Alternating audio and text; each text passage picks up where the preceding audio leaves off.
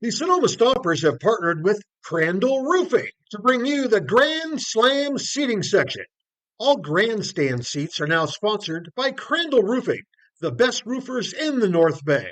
Let your next roof be your last roof. Call Crandall Roofing, Diamond certified and proud partners with the Sonoma Stompers. Hey, Stomper fans, if you need tree service, call Arbor MD. Proper tree care is essential for ensuring the safety, health, and beauty of your trees. Arbor MD's tree knowledge and expertise protects your property and enhances its value while also contributing to environmental sustainability and long-term tree health. Call Arbor MD for all your tree care and landscape needs. Nana's estate-grown extra virgin olive oil is made from olives grown exclusively on the property of Vianza Winery. They were hand-harvested and pressed to create Nana's extra virgin olive oil. Go to shop.vianza.com to see why Nana's olive oil is the very best.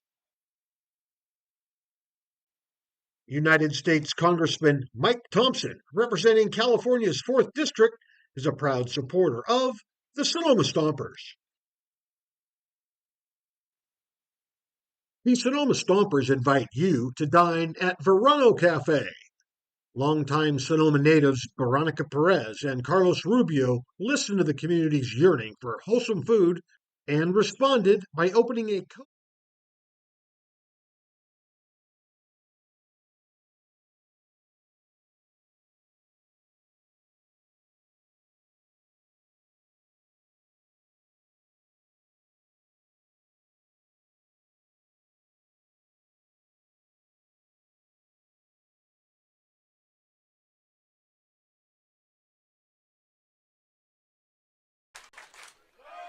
The pitch to Sebastian.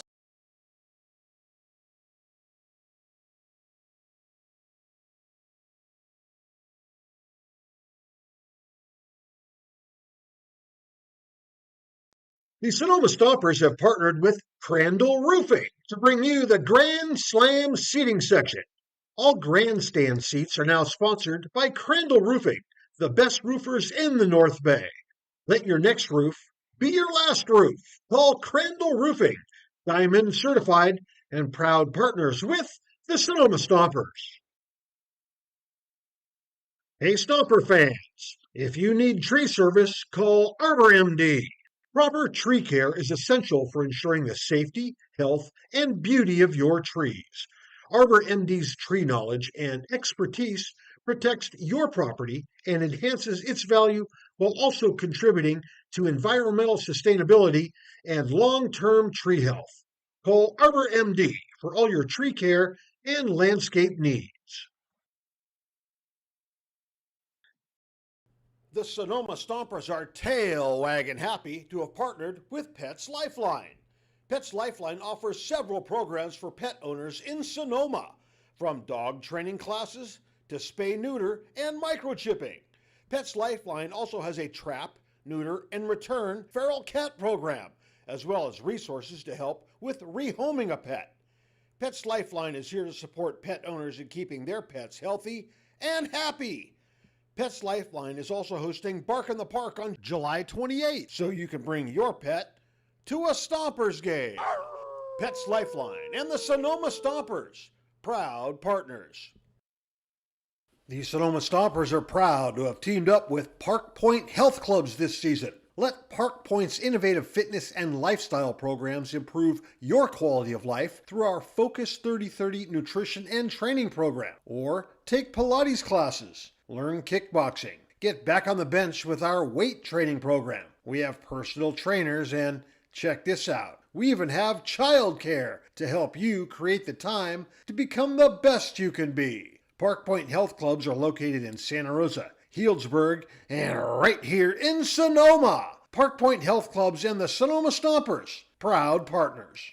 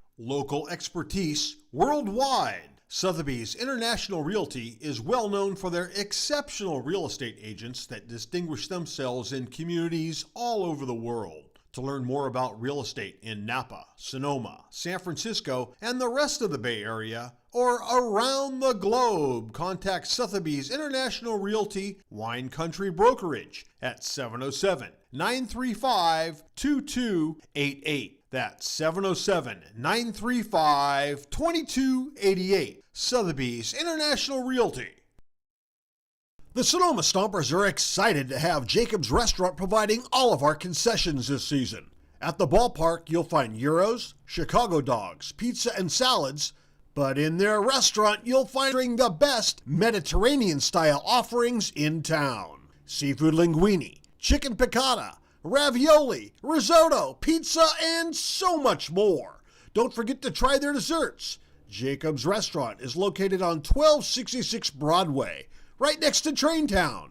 Jacob's Restaurant and the Sonoma Stompers, proud partners.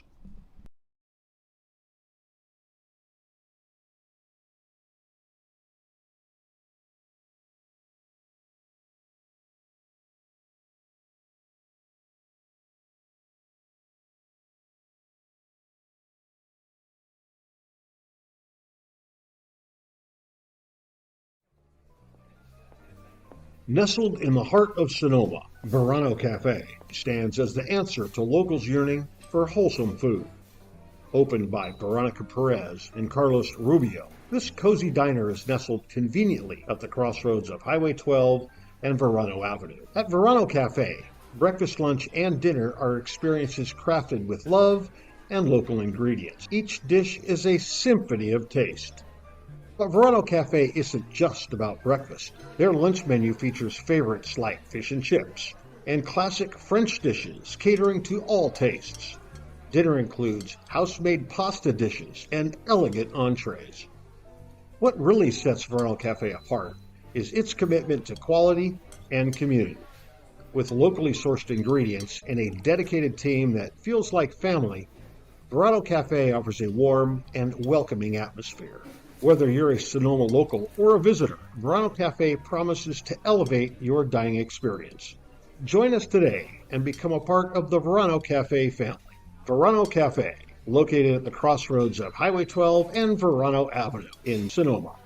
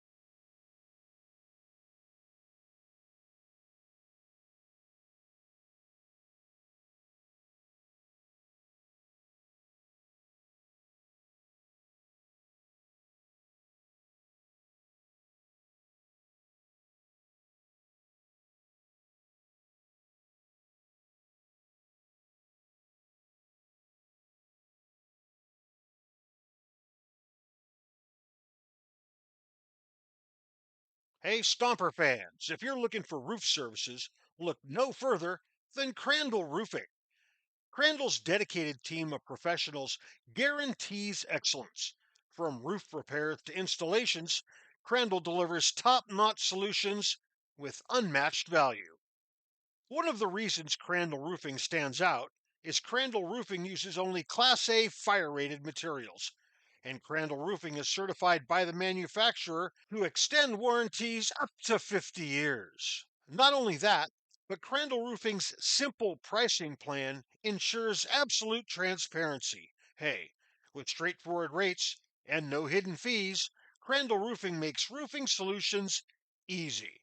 Visit their website at crandallroofing.com or call 707 586 2500. Let your next roof be your last roof. Crandall Roofing, Diamond certified and proud partners with the Sonoma Stompers.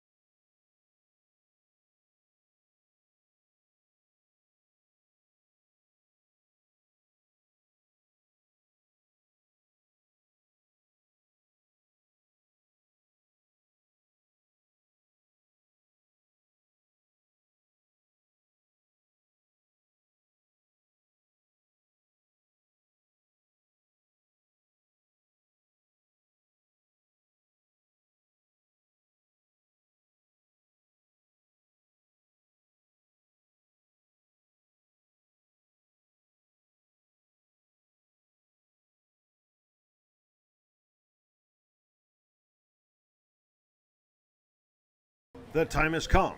The wait is over. The Sonoma Stompers pregame show starts right now.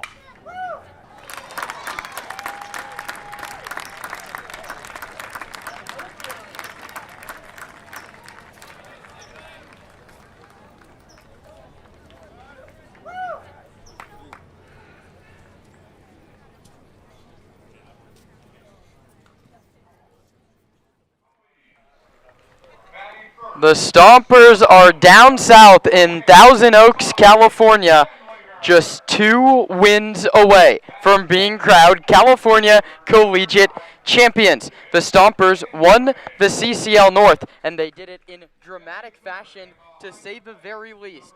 Nick Sebastiani, in the 10th inning of the CCL North title game, hit a long 2-run home run to send the Stompers here to Thousand Oaks to take on the reigning champions, Conejo Oaks. I'm Kieran Costa, joined by Roman Raffelli on the CCL Championship Series Game 1 pregame show, streaming on the Sonoma Stompers broadcast network. And Roman, the Stompers headed into the All-Star break in first place in the CCL North Division, sending shortstop Colton Boardman, who led the entire league in hits as the CCL North shortstop in the All-Star game, and Brady Shannon, the league's home run leader, came down south to play in the showcase game as a home run derby participant. Both of them were injured in that break. The Stompers opening day lineup features 3 players in the lineup today. Zach Pace and company have shown resilience time and time again. Never say die mentality to a T.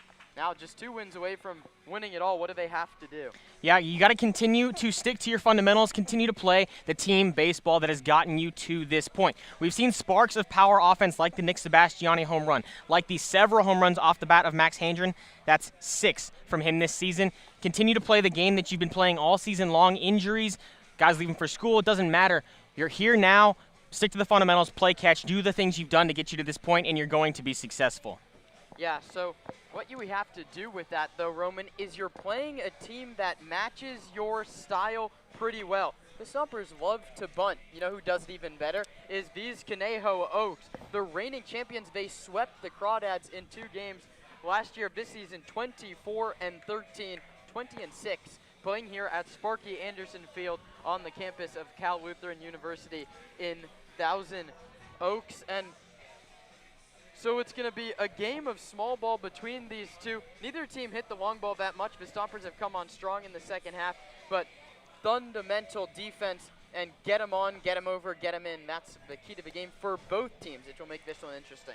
Yeah, and it's an interesting battle for both teams because when they play such similar styles, it becomes a game of don't beat yourself. You're trying to beat yourself in the mere team across the field, but you need to do the things that you can control. That's play catch, field the ball, take good at-bats, those kinds of things that if you don't do well, the other team will beat you because they're playing a very similar style here. It's going to be a great one and a great series between these two.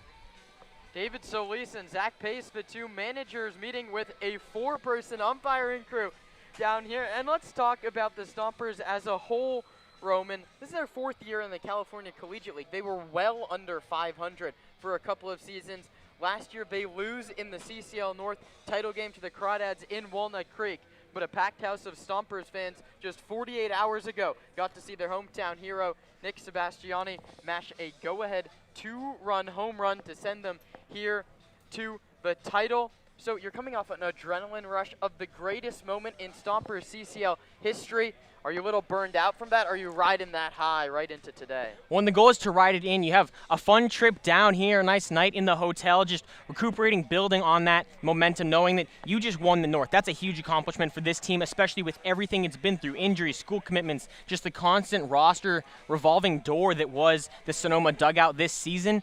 You got to continue to ride that momentum. Know that you probably didn't play your best ball on Wednesday. I mean, you leave the bases loaded, don't get a run across in the late innings. That's never a winning baseball situation, but you're here anyways. You found a way to pull that one out. Now you got a great opportunity to go make a mark. The Oaks have taken the field, which means we'll step aside and be right back with the first pitch of the CCL Championship Series on the other side.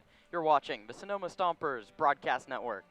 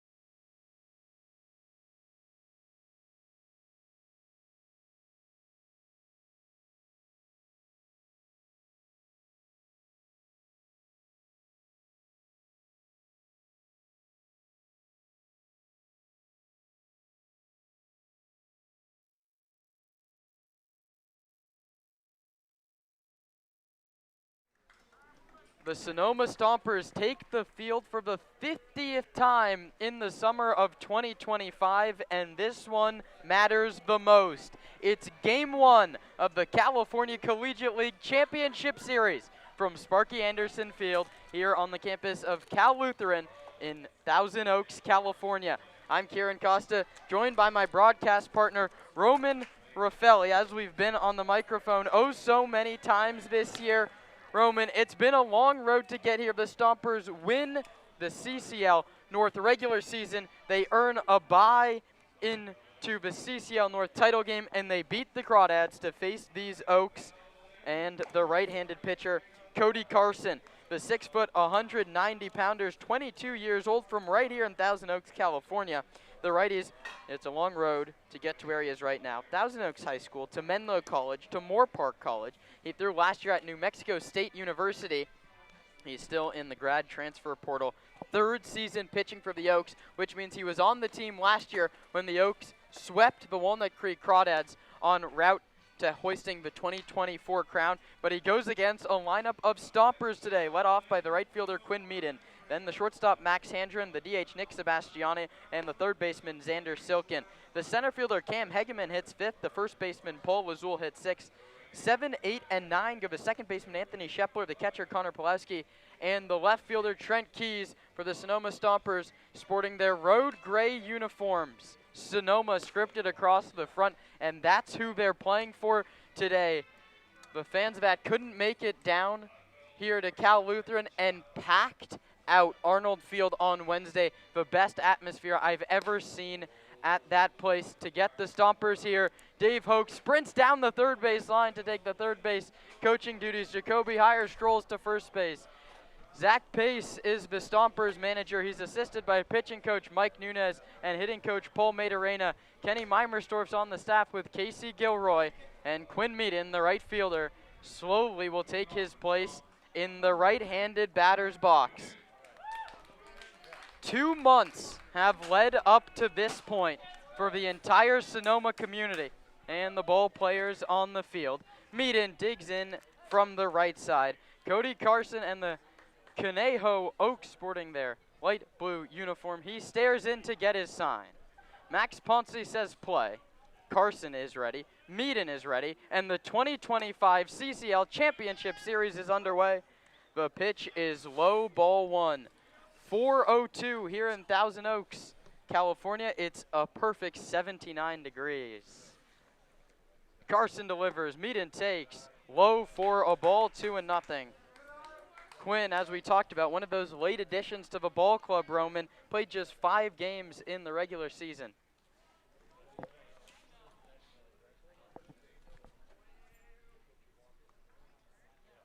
Takes. Low. And the count's 3-0. Very good start.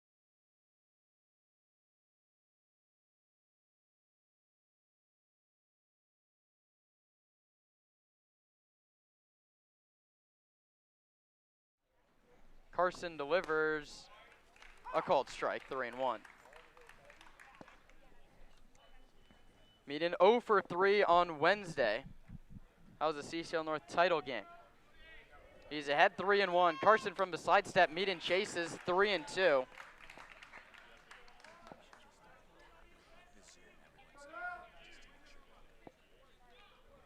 From ahead 3-0 to 3-2, Cody Carson, a right-handed pitcher, delivers to Meaden, and he takes ball 4.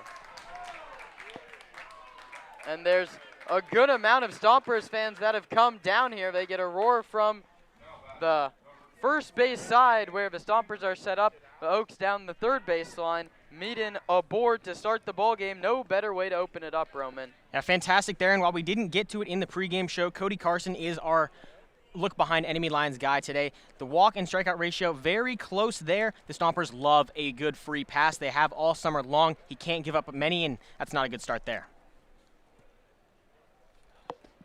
Max Handren takes low, and Max, I would venture a guess, could win league MVP this season with the stats of .438 and .525 on base. Diving back to first base is Meaden. Thanks for joining us on the Stompers Broadcast Network. You're watching Game 1 of the CCL Championship Series, dubbed the State Championship by the league. Handren takes low, 2-0, and the zone today from Max Ponce, as we've seen, has very, very small. So Devin Laginto, he can't nibble. He's going to have to fill it up against an Oaks lineup that hits the ball well. Cody Carson in a position I wouldn't want to be. He's behind Max Handren 2-0. A pick back, and Quinn Meaden dives back to the bag. And Roman, something we can notice here in the early going, the Conejo dugout's very active in this ball game. And nothing unfamiliar from the Stompers. A lot of loud dugouts in the north. Need to be prepared for it. Handren takes way high, 3-0. Carson's pitched 7 games this season, 6 of them starts. He has a 2-2 record and an ERA of 4.61, 27 strikeouts in 27 innings, but 21 walks, Roman. The Stompers uber patient at the plate. Handren ahead 3-0. The pitch way low, ball 4. Back-to-back walks to open up the ball game. The Stompers are set up to get the first run of the championship series, and who else comes to the plate but Nick Sebastiani.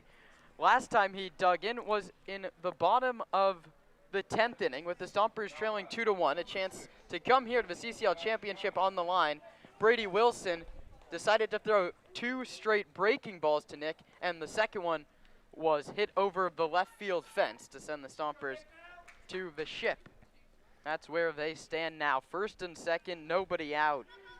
Carson, a right-handed pitcher. Sebastiani, a righty hitter at the plate. The pitch, high 1-0. And if we had gotten to our Stomp Watch player of the game, it is Nick Sebastiani. It was in the title game, and look what he did. He's seeing the ball really well off of injury, and looks like he's fresh, ready, as if it's the first week of June, not the first week of August. 3-hit day for Sebastiani, including the walk-off on Wednesday. The pitch from Carson, that's in there for a called strike. Slider, and it found the bottom of the zone, 1-1.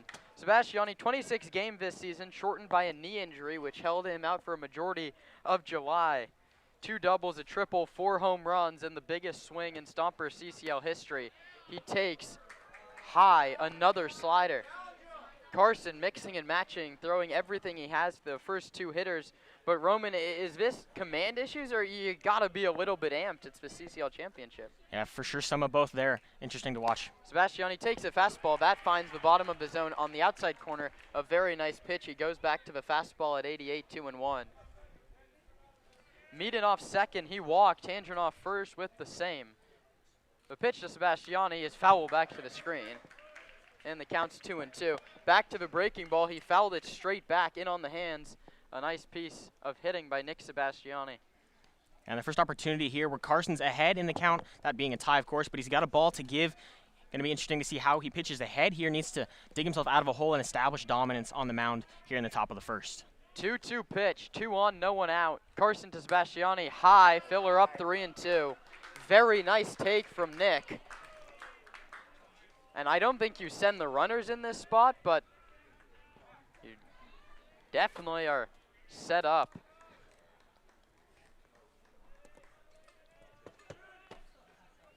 Picturesque backdrop here in Thousand Oaks. 3-2 pitch, drama in the first. Carson to Sebastiani, fouled back to the screen.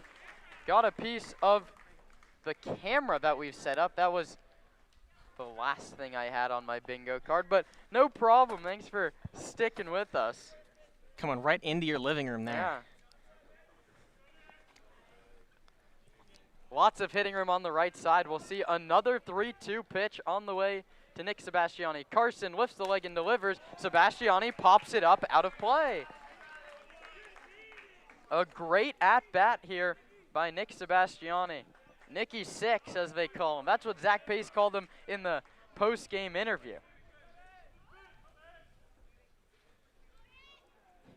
Pace told him, hey, go walk off the game when he let off the 10th. He's trying to give the Stompers an early lead. 3-2 pitch, high ball 4. Bases loaded, nobody out here in the first.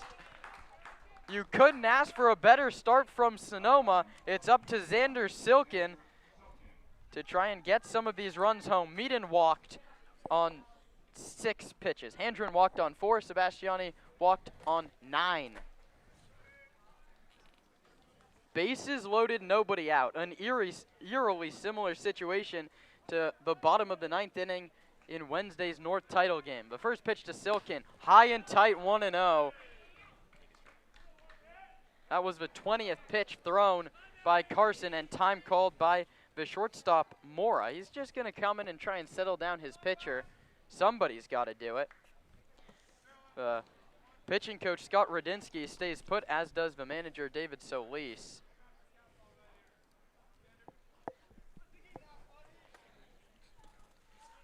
Bases loaded, nobody out. The Stompers aiming for the first run of Game 1 here in the CCL Championship Series. The Conejo Oaks crowd urges on their starter Carson. He's walked Meaden, Handren, and Sebastiani. That's third to first. Silkin lines this one to second. The turn back to first. He threw it away. Here comes Quinn Meaden towards the plate. The ball's rolling all the way towards the first base dugout. And the Stompers capitalize on an Ethan Gonzalez miscue. 1-0. The Stomps take the lead. Time called by the home plate umpire, Max Ponce. And my goodness, they don't come in the easiest of fashion. Silkin hit a line drive directly to the second baseman Gonzalez. He tried to double off Nick Sebastiani, and he threw it towards the Stomper dugout. That's another one. That could be the early nerves for the Oaks. 1-0 Sonoma. Meaden scores. Hegeman pops it foul. And right there, you mentioned the early nerves. That's a heads-up play from Gonzalez. That line drive hit right at him. Sebastiani between first and second was dead to rights, but he rushed the throw, dropped the elbow, sends it over Johnson's head at first, and it gives up a run. The baseball gods on the Stompers' side, as it seemed for the last couple innings. Second and third, the pitch to Hegeman is upstairs, 1-0.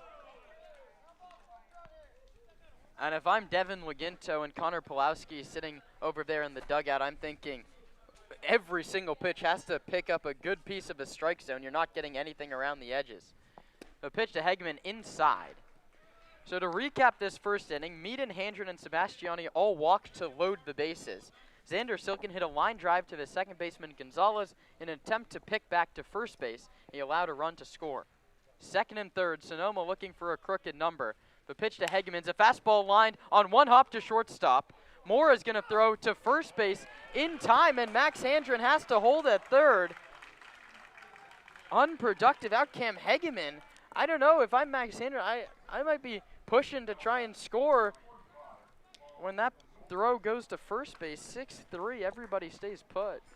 And there's no reason for a ball up the middle like that to not score the run from third. The difference was Handren hesitated a little bit. Mora saw that, checked back on him, and then had him at his will there. Mora had plenty of time to go home with it, with Handren just a few feet off of third base. Cody Carson a pitch away from working a little magic act and allowing just one run after Stompers have bases loaded, nobody out.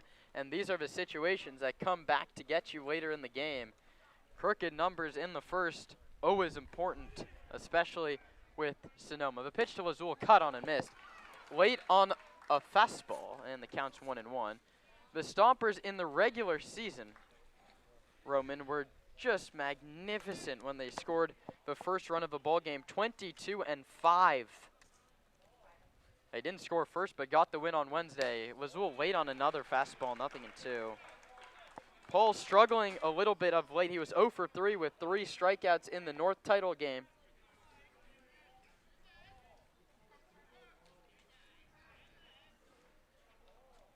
One-two pitch on the way to from Cody Carson to Paul Lazul. And Lazul bounces it foul past Jacoby Higher in the first base coaching box.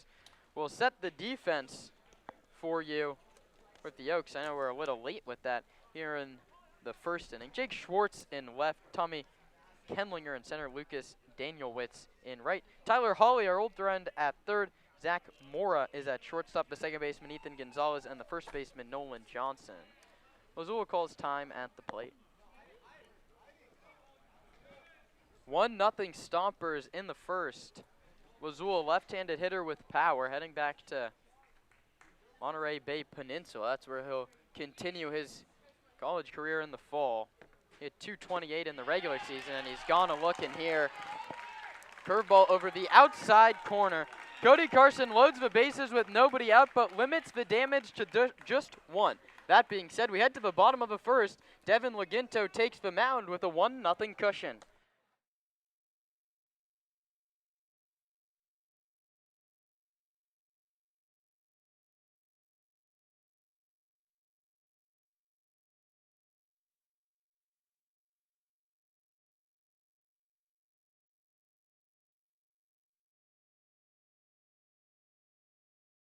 At Ricci Vineyards, we feel that wine and baseball are the perfect pairing, and we are proud supporters of our Sonoma Stompers. Our family-run vineyard has been farming and growing grapes and carneros for over 40 years. We encourage you to witness our wine journey and check out our selection of boutique offerings at RicciVineyards.com.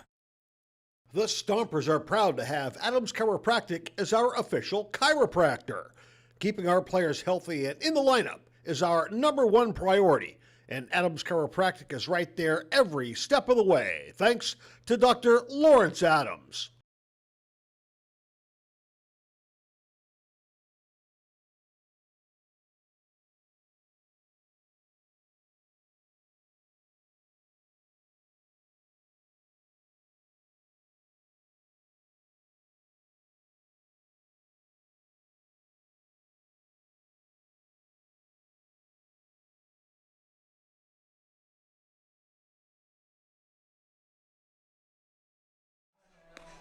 Bottom of the first inning here from Thousand Oaks, California. The Stompers started game 1 of the CCL Championship Series with a run. Bases loaded, nobody out. They only got 1 run. Maybe you could have asked for more, but, well, you're going to have to do with 1, and you're going up against a solid Conejo Oaks lineup that starts with the center fielder, Tommy Kendlinger, then the right fielder, Lucas Danielwitz, and the catcher, Jacob Galloway.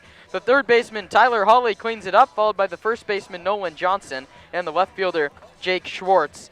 Landon West hits 7, Zach Mora hits 8, and Ethan Gonzalez bats in the 9th position today. They go up against Devin Laginto, making the biggest start on his young career. The 6-foot, 190-pound right-hander from Rohnert Park, California, the 19-year-old, went from Rancho Cotati High School, just 1 appearance for Grand Canyon University. He's headed to San Joaquin Delta College in the fall, a 4.40 ERA over 7 starts. Last great start, that is, was July 1st, a complete game shutout against Menlo Park. The Stompers don't need that. They need to stay in this ball game as long as they can. First pitch misses low from Laginto. Tommy Kendlinger, Biola University, right-handed hitter, takes high and tight 1-0. The second-year Oak went 0 for 3 in their CCL South Championship game. That was a 3-1 victory over the Arroyo Seco Saints. Pitch in there for a called strike. That's the fastball from Laginto of firm 83, found the outside corner. 283 hitter, 3 doubles, 2 triples, and a home run. Laginto's 2-1. Half swing, but no swing. And the count's 3-1. The game started with a walk to Meaden. The Stompers would load the bases and get just 1 run. Laginto delivers high ball 4. Tommy Kendlinger, who walked 16 times in the regular season, is aboard to start game 1 for Conejo. He heads down to first base where he gives his guard to Jose Villa. David Solis, the general manager and field managers in the third base coaching box. Laginto flips one in there for a called strike to Lucas Danielwitz, who plays his college ball right here at Cal Lutheran.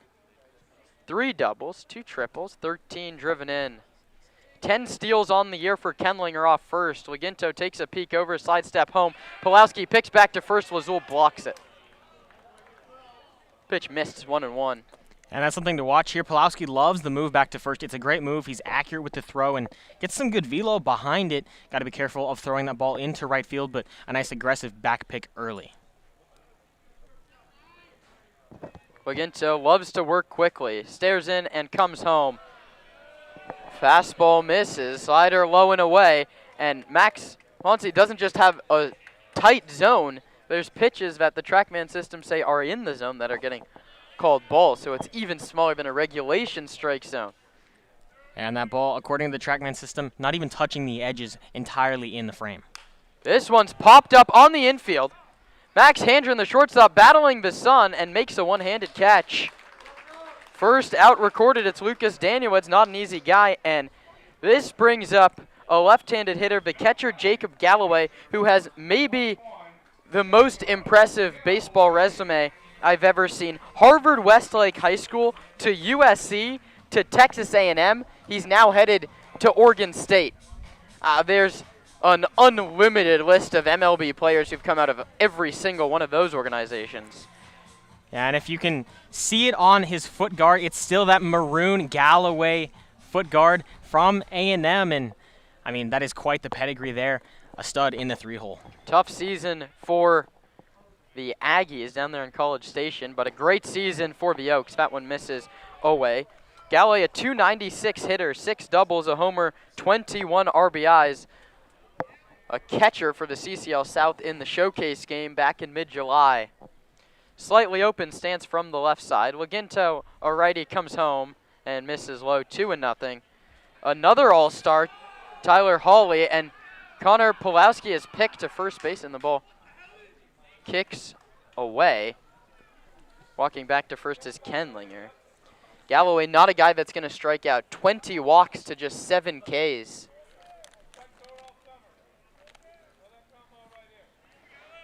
Laginto and the Stomper middle infield shaded for 2. Connor Pulowski, the catcher, puts down the sign. Laginto to one of the 2 lefties he'll face. Inside corner called strike. The left fielders Trent Keys, center fielder Cam Hegeman, Quinn Meadens in right. Xander Silken at third, Max Handren back at the shortstop position, Anthony Shepler at second, and Paul Lazul over at first. Laginto comes home. The runner goes. Pulowski's throw to second is not in time.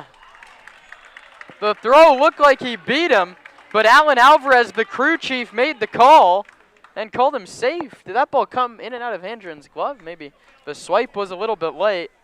Connor Pulowski now 7 of 26 trying to catch runners. That's still the best mark in the CCL. It's not particularly close. So now there's a runner in scoring position. Silken in on the grass at third, protecting against a bunt. Laginto to Galloway. Outside ball for a second walk for Laginto, and that brings up Tyler Hawley. That's something that the Oaks do very, very well, Roman. They lead the entire CCL in successful bunts. 13 put down successfully by David Solis's crew. Yeah, big to really see the tools on display this weekend from both these teams that have done all the different things right throughout the season, but probably not a bunting situation here from Hawley, a big power bat that Sonoma knows well. Yeah, Hawley in the transfer portal after 2 years at Fullerton. Awaits the first pitch from Laginto. He grounds it towards short. Handren heading towards third base, goes the short way to get one. Max Handren, a natural third baseman with the heads-up play as the captain of the infield. A much-needed second out. It goes 6-5 fielder's choice. Hawley is retired, and all my fun notes on our old friend Tyler Hawley will have to wait. He's at first base. Galloway's at second base. Kenlinger retired, and you say you want to get the lead runner. That's exactly what Max Handren did. And a great baseball IQ play there. It was a close play, but confident throw to Silken gets him. And now you're not a pass ball or anything away from tying the ball game. First pitch from Laginto in there for a called strike.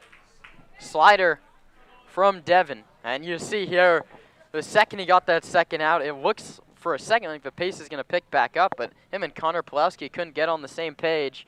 2 on, 2 out, 1-0 Stompers in the first. Laginto delivers. Fooled him badly. Checks his swing, the appeal to first, no swing. Nolan Jones, who is part of one hell of a baseball family. He has 2 brothers. One plays at Baylor, one plays at Tulane, and his dad was drafted by the Montreal Expos. He sends this one to very shallow right. Shepler, the second baseman, ranging over. He makes the catch. Devin Laginto shuts the door on the Oaks in the first. We head to inning number 2. The Stompers lead the Oaks by the score of 1-0. You're watching the CCL Championship Series on the Sonoma Stompers Broadcast Network.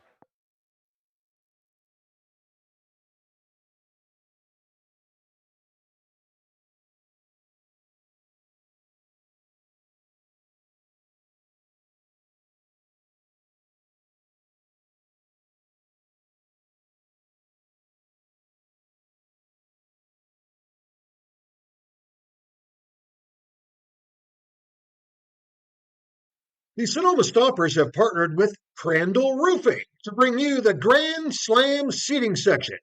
All grandstand seats are now sponsored by Crandall Roofing, the best roofers in the North Bay.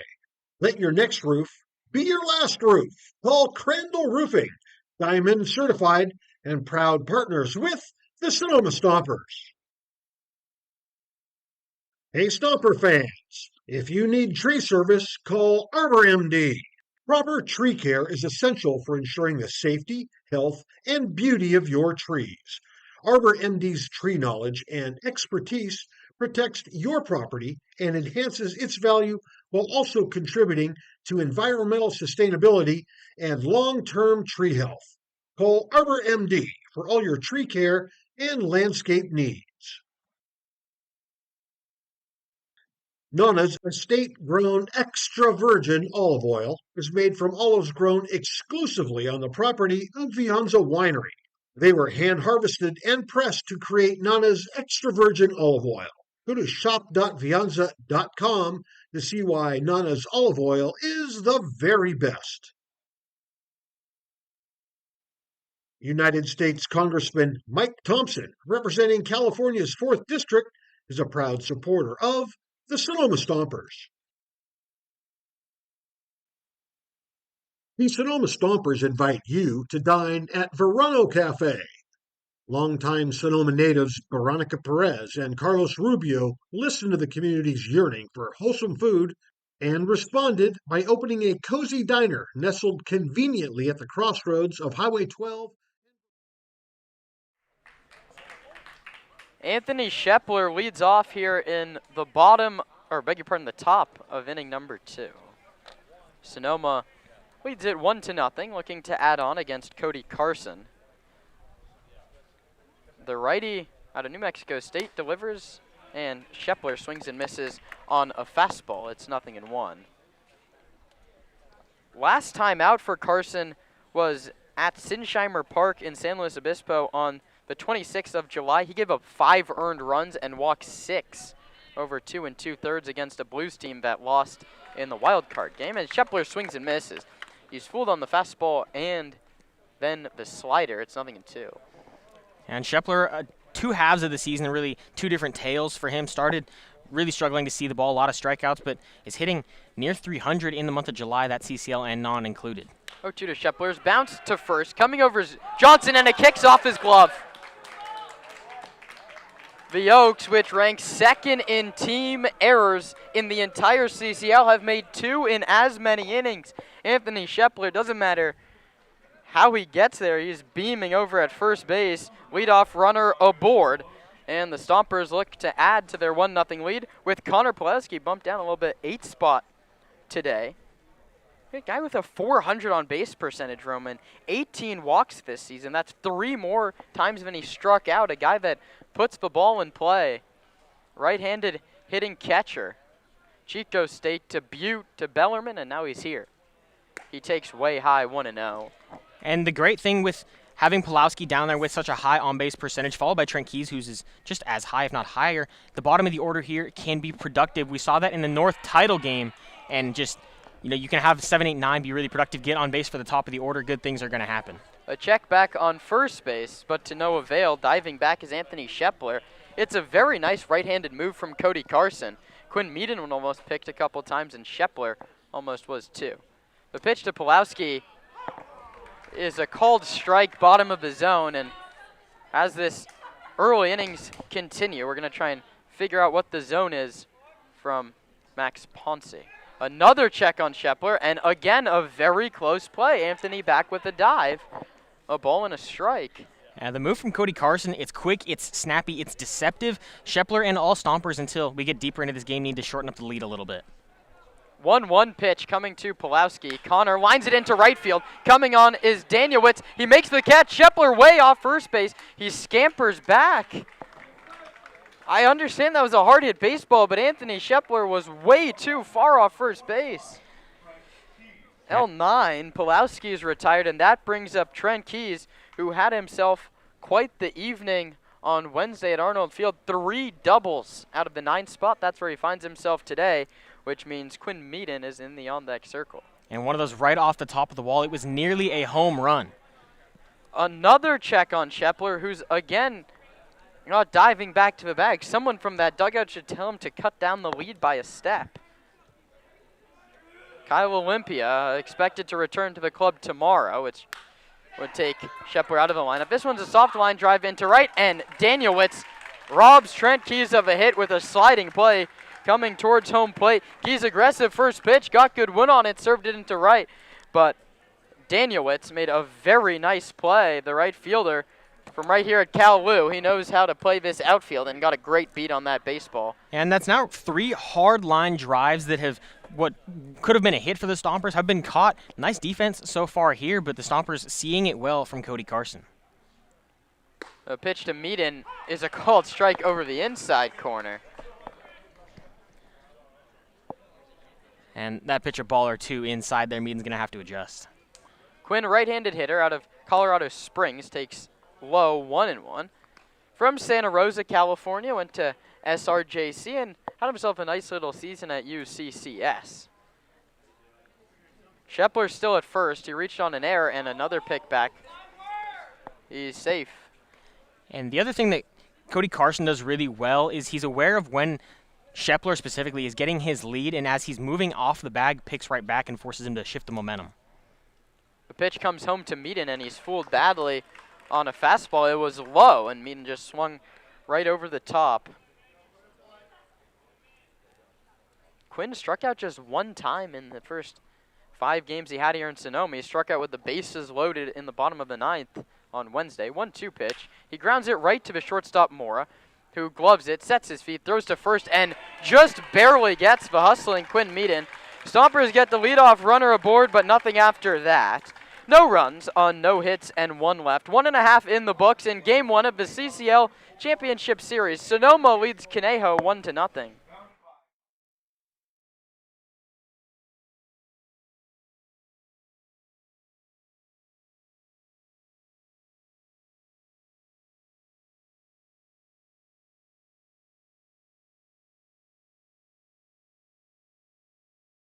The Sonoma Stompers are tail wagging happy to have partnered with Pets Lifeline. Pets Lifeline offers several programs for pet owners in Sonoma, from dog training classes to spay-neuter and microchipping. Pets Lifeline also has a trap, neuter, and return feral cat program, as well as resources to help with rehoming a pet. Pets Lifeline is here to support pet owners in keeping their pets healthy and happy. Pets Lifeline is also hosting Bark in the Park on July 28th, so you can bring your pet to a Stompers game. Pets Lifeline and the Sonoma Stompers, proud partners.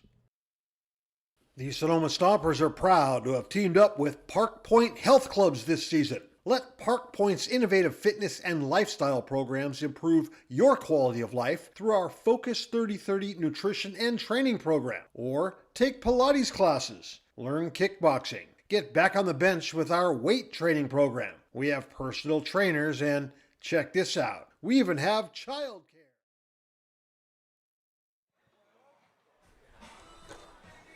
Second inning here in Game 1 of the CCL Championship Series from Thousand Oaks, California. Devin Laginto delivers a pitch that just misses away, 1-0. Laginto, 19 years old. On the other side, Cody Carson is 22, so sort of experience versus the youth, and Laginto hits Jake Swartz with the pitch. A guy with a .519 on base percentage in the regular season is aboard to start the second. And not ideal there for Laginto to start off the inning. Worked out of a leadoff walk in the first. You don't see that all too often, but Laginto's issue throughout July was his command. Had to start focusing on really getting balls in the zone, and then that leads to more hard-hit contact. Needs to shake that one off and get a ground ball. Laginto looking to turn a pair. Lazul holds the runner at first, and Devin's pitch misses up above the zone at 80 miles an hour.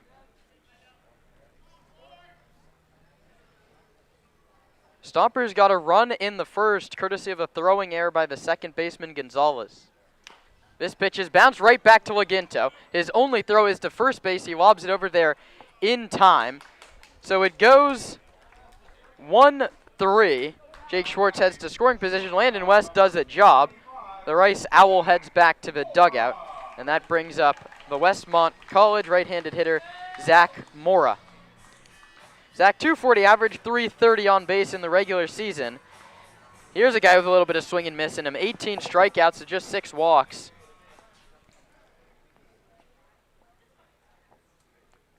Right on right, Laginto against Mora. Runner at second, that's the tying run. Laginto pitches outside corner, beautifully received by Connor Pulowski on a slider. That pitch starts middle of the plate and just keeps on drifting off of it. Connor Pulowski brought it back to the edge, and the count's 0-1. The pitch. That's the same spot. That's hit very weakly into center field. Cam Hegeman coming on. Shepler going out. It dunks in for a base hit. That's the first knock of the ball game for either team. Just a little nubber off the end of the bat that drops perfectly back up the middle. And there's runners at the corners for Ethan Gonzalez, looking to atone for his first inning error. And more there.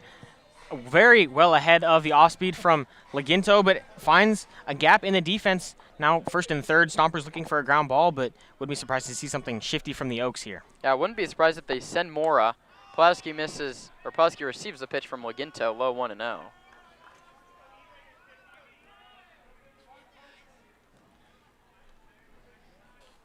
Right on right, Gonzalez from Cal State LA takes the same pitch, low 2-0. All-star this year for the Oaks, a great first half. Those numbers tailed off a little bit. They ended at 276 with the batting average and 360 the on-base percentage. 2 of his 21 hits went for extra bases. Laginto finds the outside corner with a 2-0 to make it 2-1. The first time the Oaks and the Stompers have ever played each other. The Stompers now, you're number 5 in the California Collegiate League. The pitch from Laginto. That one's hit up the middle. Handren cannot make the play. And it's an RBI single for the 9-hitter Ethan Gonzalez. We're all tied up at 1. And that's one of the issues when a third baseman's playing shortstop. Handren, not the average range that a shortstop would have. That soft line drive just over the outstretched glove of Handren. We're level at 1. And that's a great piece of runner in scoring position hitting there from the 9-hole, and Ethan Gonzalez. A short, punchy swing just gets a good piece of contact through the infield. First and second, the Oaks now trying to grab the lead. It's the leadoff man, Tommy Kenlinger. He pops this one up very shallow right field. Lazul makes the call, drifting back out of infield fly territory. He makes the catch with 2 feet on the outfield grass. One pitch gets Kenlinger. And now you have to get Lucas Danielewicz to limit the damage. And a tough spot here for Laginto, but you have 2 outs here. You got to continue to let the defense work. The strikeouts for both sides today probably not going to be even near the double-digit numbers with the zone that we've seen. Pitchers need to shift from getting the strikeout to just getting good contact the defense can take care of. 2 on, 2 out. The pitch to Danielewicz in there for a called strike. So we've seen with Conejo, they're playing to the trends. They're playing small ball. They're making errors, but something we didn't really know coming in, a lot of first pitch swings, especially with runners on base. Danielewicz took a called strike 1, and he takes a called ball 1. Keys plays off the line in left field. The whole Stomper outfield actually shades Danielewicz a couple steps to the opposite field. Shepler 1 step towards the bag at second, just trying to keep Mora honest. Laginto comes home with a 1-1. Check swing, good pitch, slider. Yes, he did, says the first base umpire. A ball and 2 strikes. Laginto a pitch away from getting out of this inning in a 1-1 tie. Working from the stretch, stares into Pulowski and delivers. Danielewicz pops one up, very shallow right field. 3 Stompers come together. It's Quinn Meaden, the right fielder, who makes the call and the catch. The side is retired, but the Oaks tie the ball game. A run on 2 hits and 2 left. We move to inning number 3. Sonoma 1, Conejo 1. You're watching the CCL Championship Series on the Sonoma Stompers Broadcast Network.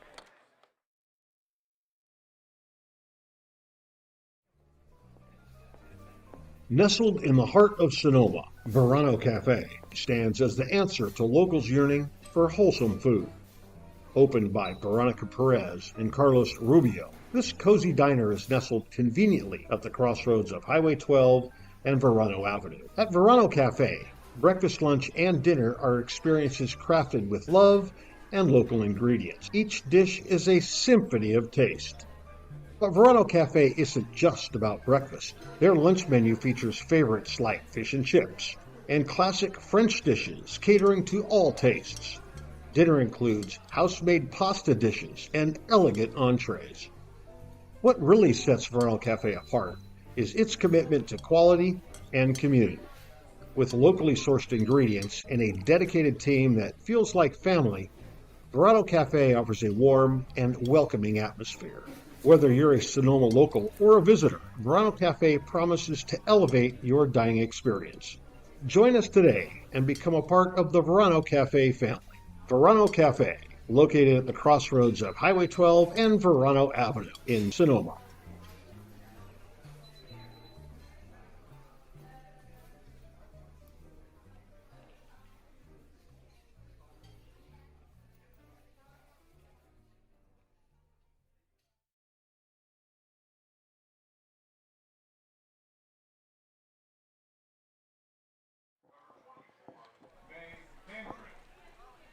Max Handren, a left-handed hitter who walked in the first inning in his third season with the Stompers, facing a right-handed pitcher, Cody Carson, in his third year with the Oaks here on the top of inning number 3. 1-1 ball game. Stompers still in search of their first hit. Max 6 home runs in the regular season. Loves the first pitch. Carson misses high with a fastball. It's 1-0.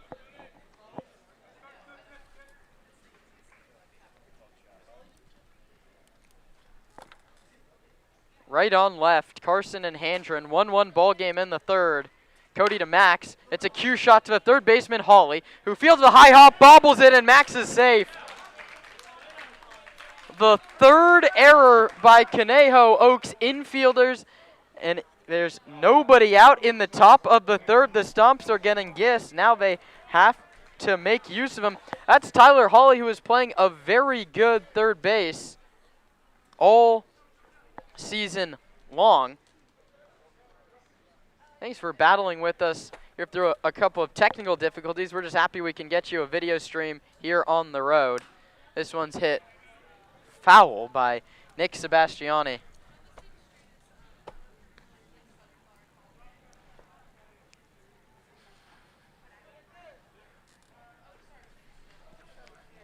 Oh, 1 pitch coming to Nick. Popped up foul again, 0-2.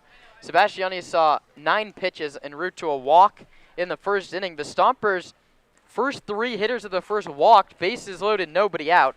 Xander Silken hit a line drive to the second baseman, Gonzalez, who tried to double back to first base and threw it away. That's how Sonoma got their run. Sebastiani takes inside 1-2. And then in the bottom of the second inning, Ethan Gonzalez lined an RBI single back up the middle.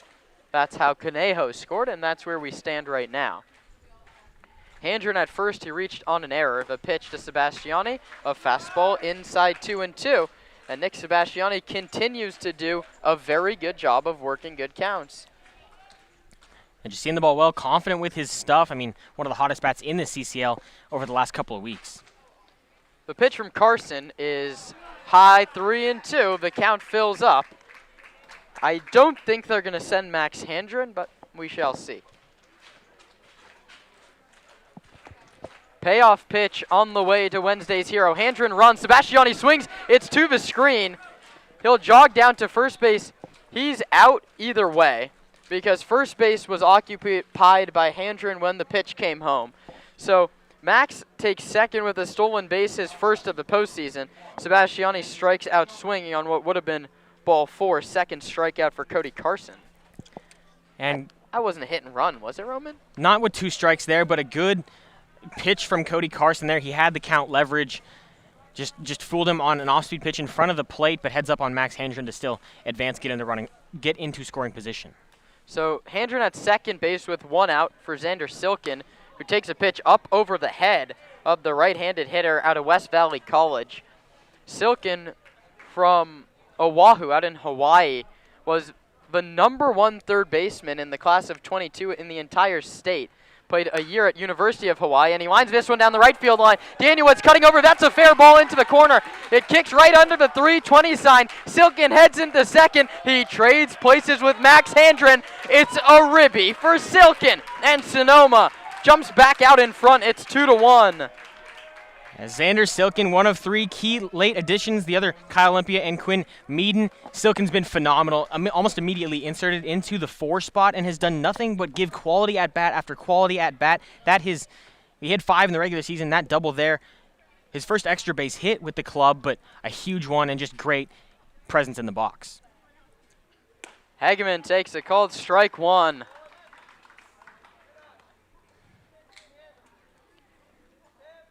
And Max taking second base on the last pitch to Sebastiani looms large. Silken trades places. Hageman sends this one to shallow right. Heading out is Gonzalez. Coming in is Danielwitz. Danielwitz slides and makes the catch. The pick back to second base is high, and Silken makes it back. My goodness. Conejo is not a very sound defensive team, to put it mildly. So the right fielder there is Lucas Danielwitz, who's now made 3 sliding plays out in right field. Having a day, and it's still early. A couple of big plays from him have saved the Oaks from a couple Stomper runs. Silken, though, was caught lacking off second base. The first pitch to Lazul, and much like the first at-bat, he is late on a fastball. 2-1 Stompers in the 3rd. Sonoma, no stranger to close games. They played a 1-run ball game into the 8th inning with the Walnut Creek Crawdads. Who else but Xander Silken delivered the game-tying single there. Lazul takes outside 1-1. The Stompers, if you include out-of-league and playoffs, have won 5 games in a row. Zach Pace has the guys playing their best baseball at the best time, and that's been with a revolving door of players all season long. 1-1 pitch to Lazul. Paul hits it hard into the first baseman. Johnson's glove took a weird hop, and so Nolan Johnson takes it to the bag. The inning is over. The Stompers get 1 run on 1 hit and leave Xander Silken at second base after 2.5. 2-1 Sonoma.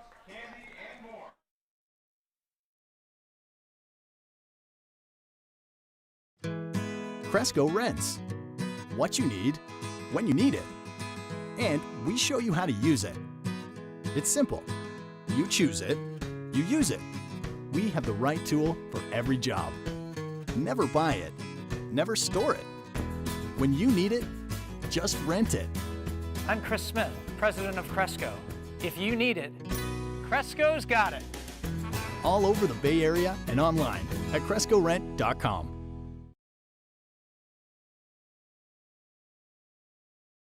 Bashan's original Japanese barbecue sauce was born from founder Justin Gill's multi-generational family recipe that was passed down to him by his Bashan. Now, the multi-generational family recipe has inspired the bold, fresh umami flavor and clean ingredients in all of Bashan's sauces, including their new Japanese dipping sauces. Find Bashan's sauces at your local grocery store today. Bashan's, a tradition of bold, fresh umami flavor, and proud sponsor of the Sonoma Stompers.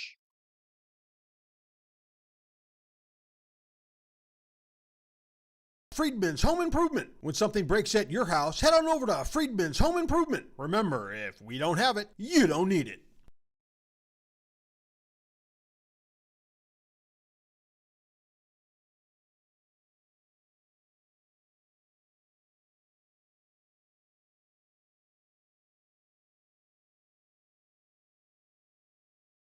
I'm Devin Legento. I'm a pitcher for the Sonoma Stompers, and you're listening to the Sonoma Stompers Radio Network.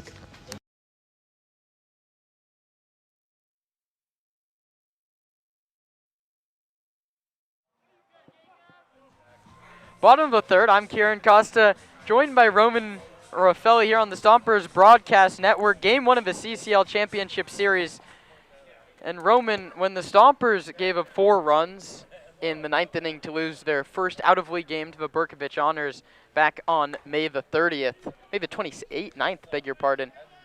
You think we were going to be here today calling the ship? It wasn't always a clear sight for Sonoma, but they battled, they found their guys, got in a good team mentality. That was the big adjustment, is just finding the guys from all different schools to play together, get the chemistry going. They've done a great job and have found themselves in a great spot. Waginto's missed with the first 2 pitches of the third. Checks on the landing spot here at the Sparky Anderson Field mound on the campus of Cal U. Sparky Anderson didn't go to Cal Lutheran. He's just a big supporter of the program. Waginto's pitch is a called strike over the inside corner to Jacob Galloway,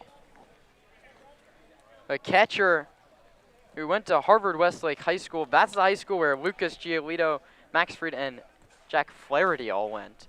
Waginto comes home. It's a very weak ground ball to Shepler at second base. Fields a tough hop and flips it over the first. Galloway, not hustling out of the box, is thrown out by 2.5 steps.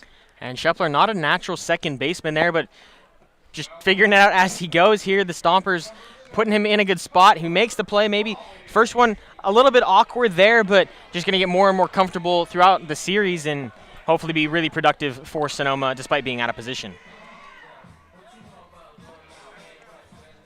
Waginto now faces Tyler Hawley. This is a matchup that we saw last year when Waginto was throwing for the Petaluma Leghorns and Tyler Hawley was a Stomper. Hawley takes a called strike 1. Tyler's played his first 2 seasons at Fullerton. He's now in the transfer portal looking to bounce back to a JUCO in the area. The 0-1 pitch to Hawley is a called strike, 0-2. That's a scary pitch to Hawley over the outer third. Tyler has a very long swing, and when he gets his arms extended, the ball really does jump off the bat. 4 doubles, a triple. Couple home runs for Hawley this year. 0-2 pitch, Waginto struck him out swinging, fastball inside. Zach Pace has watched a little too much Tyler Hawley. Last summer he knew the game plan. Waginto delivered it perfectly. And I told Zach Pace, the one thing I can't see happen is you get beat by Tyler Hawley.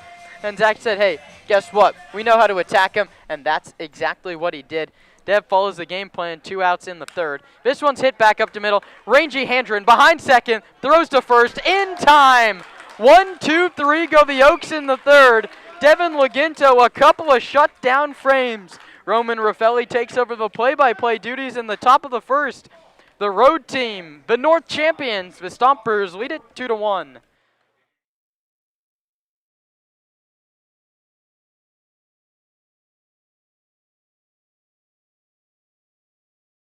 Stompers have partnered with Crandall Roofing to bring you the Grand Slam seating section. All grandstand seats are now sponsored by Crandall Roofing, the best roofers in the North Bay. Let your next roof be your last roof. Call Crandall Roofing, Diamond certified and proud partners with the Sonoma Stompers. Hey Stomper fans, if you need tree service, call Arbor MD. Proper tree care is essential for ensuring the safety, health, and beauty of your trees. Arbor MD's tree knowledge and expertise protects your property and enhances its value while also contributing to environmental sustainability and long-term tree health. Call Arbor MD for all your tree care and landscape needs. Nana's estate-grown extra virgin olive oil is made from olives grown exclusively on the property of Vianza Winery. They were hand-harvested and pressed to create Nana's extra virgin olive oil. Go to shop.vianza.com to see why Nana's olive oil is the very best. United States Congressman Mike Thompson, representing California's 4th District, is a proud supporter of the Sonoma Stompers. The Sonoma Stompers invite you to dine at Verano Cafe. Longtime Sonoma natives Veronica Perez and Carlos Rubio listen to the community's yearning. The Stompers lead the Oaks 2-1 through 3 innings, and it's Anthony Shepler digging in for his second time. He reached on an error in the second inning. He'll face Cody Carson to lead off the fourth, takes a first pitch strike on the outside corner.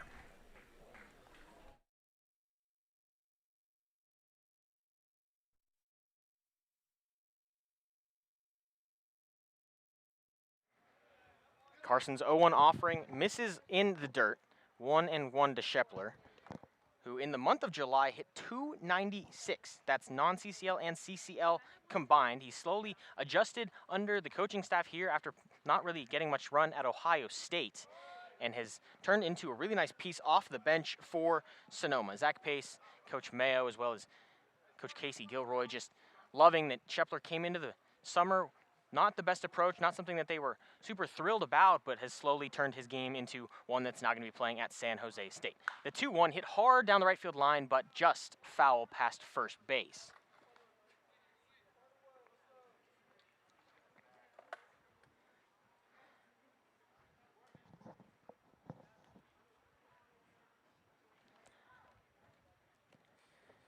Carson, a rough open to this game, walked the first 3 Stompers he saw, but has settled in, limited the damage. 2-2 to Shepler, misses just off the outside edge, went back to the curveball, but missed it outside Shepler. A nice take there. Now a full count and a payoff pitch to lead off the top of the 4th. Carson set, lifts the leg, delivers 3-2, chopped towards first baseman Johnson, who fields it, tosses to Carson in time to retire Shepler. It goes 3-1 to put down the first of the 4th and bring up Connor Pulowski, who hit a hard line drive into right field, but a diving play by Daniel Witz robbed him of a hit, and then Daniel Witz turned around and did the same thing against Trent Keys, who now stands on deck. Pulowski, a .233 regular season batting average, 17 hits, scored 16 times, 17 RBI, and had a couple huge plays for the Stompers, including a walk-off single. That was against Menlo Park, as Pulowski takes 1-0 to start his at-bat here. Yesterday's game, 0 for 3 with a walk for Pulowski. 1-0 from Carson lands for a strike. The Stompers seeing a lot of pitches here from Carson, and it's a very deep pitching arsenal. He's got a cutter, a couple different, curveball, slider, as well as the four-seam and a changeup. 1-1 is a hook, drops middle of the zone there. A nice pitch to get back ahead in the count, 1-2.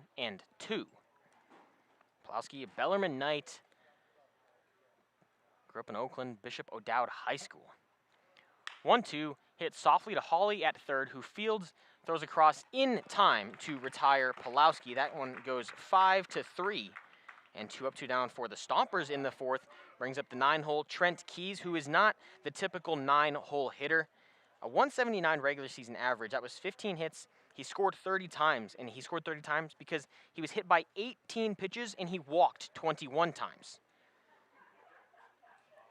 He digs in from the left, and in yesterday's game, as we mentioned earlier, 3 doubles. He also scored the tying run late in the ballgame. First pitch misses high to Trent.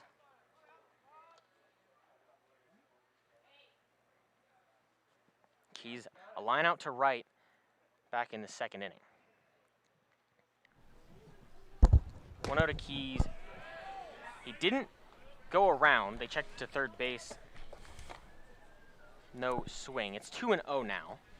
Carson gets a couple of ground balls to start the 4th, but behind in the count to Trent Keys, not a guy who you want to have the count leverage. 2-0 pitch, well high, 3-0.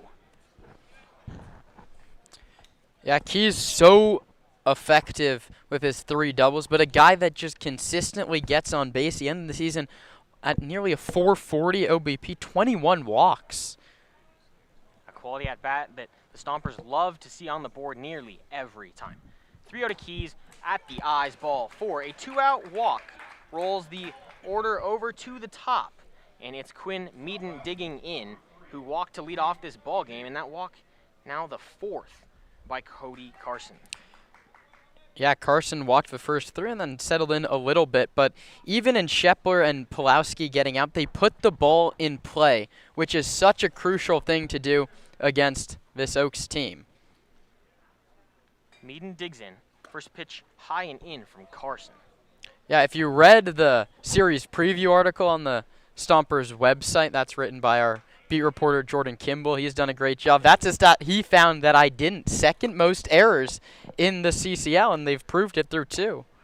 1-0, An off-speed tried to go front door. That's the inner edge to Meaden, but it missed inside 2-0. Now leadoff and Meaden, who in a limited stint with the Stompers hit to a .471 regular season average.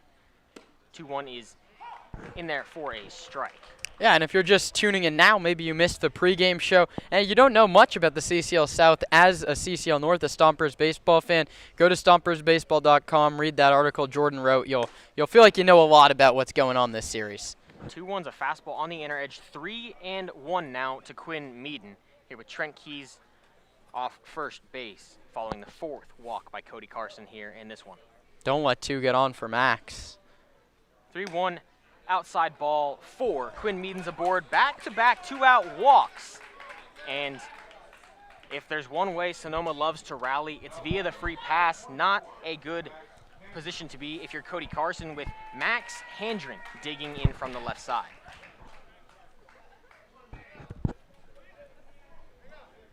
Yeah, that's going to prompt a meeting from Scott Radinsky. The pitching coach takes a slow walk to the mound, and that's a good time.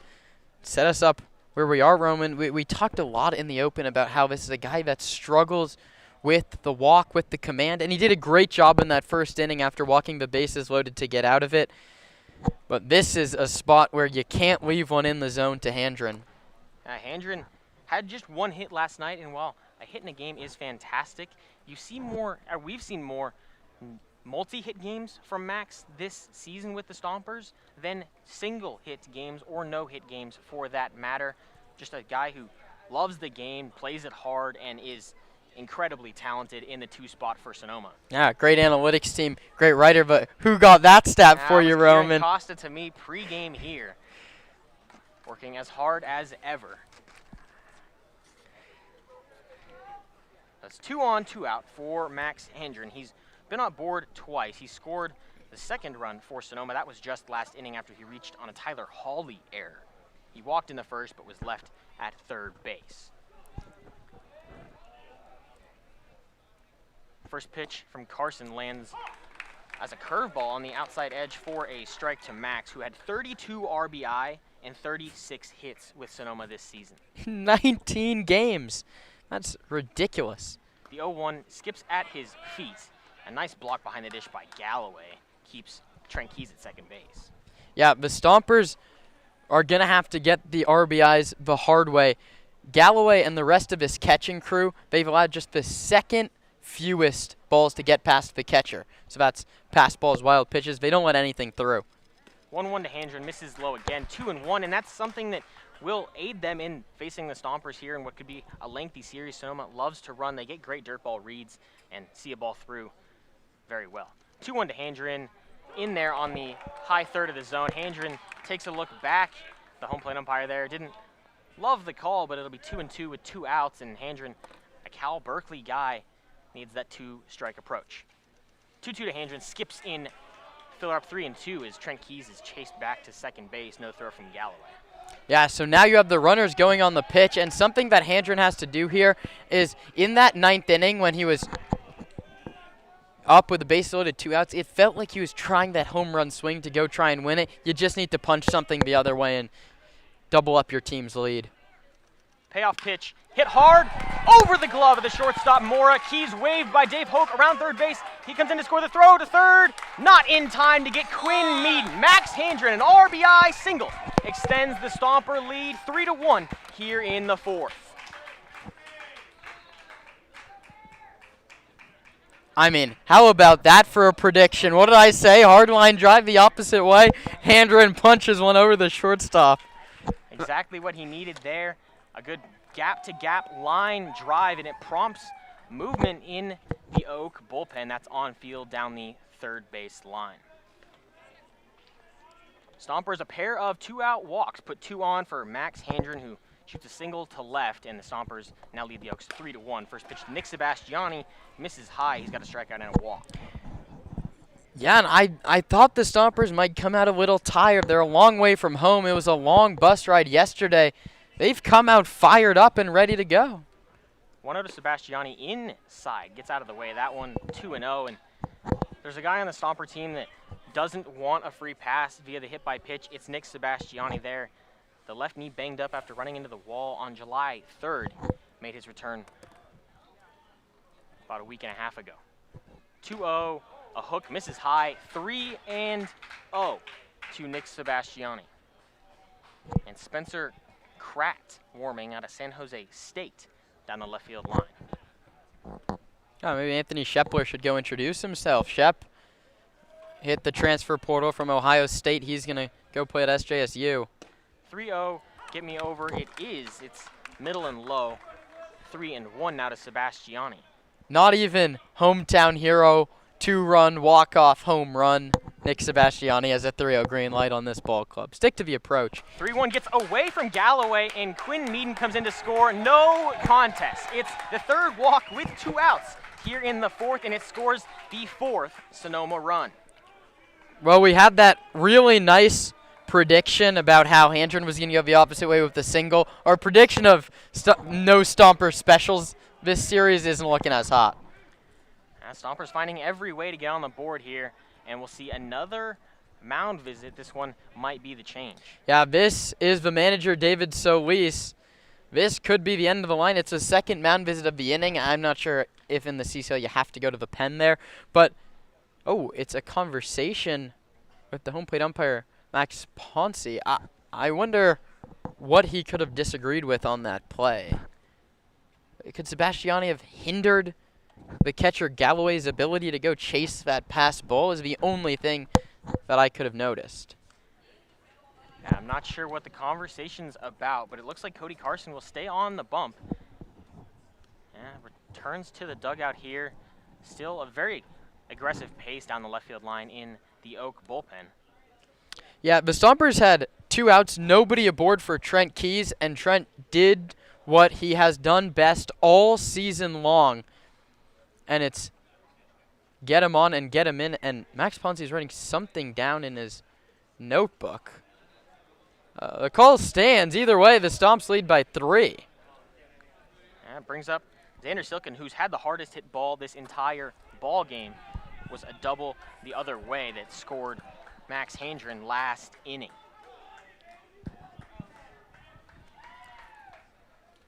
First pitch to Silken.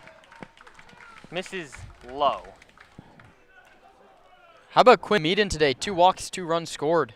Great productive day at the top of the order. You couldn't ask for more out of your leadoff. 0-1 skips in. That one blocked by Galloway. Keeps it in front. The off speed not working for Cody Carson here, as he ranges deeper into the pitch count.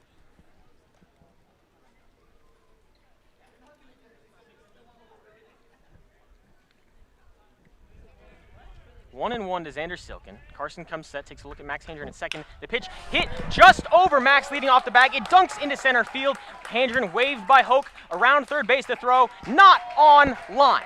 It's the 3rd run with 2 outs in the 4th. The Stompers have a 2-out rally, and they're tacking on runs at will. It's 5-1 Sonoma. And this time, Solis is going to make the move. It's a couple batters too late, though, Roman. The 2-out rally of dreams. Walk, walk, single. Walk, and then Xander Silken. A couple hits, a couple RBIs in the past 2 frames. And the Stompers fans that have come down here are loving it, as is the rest of that Stomper dugout. The Stompers firing on all cylinders here in the first game of the CCL Championship Series. We'll take a break for the pitching change. Don't go anywhere. You're watching the Sonoma Stompers Broadcast Network.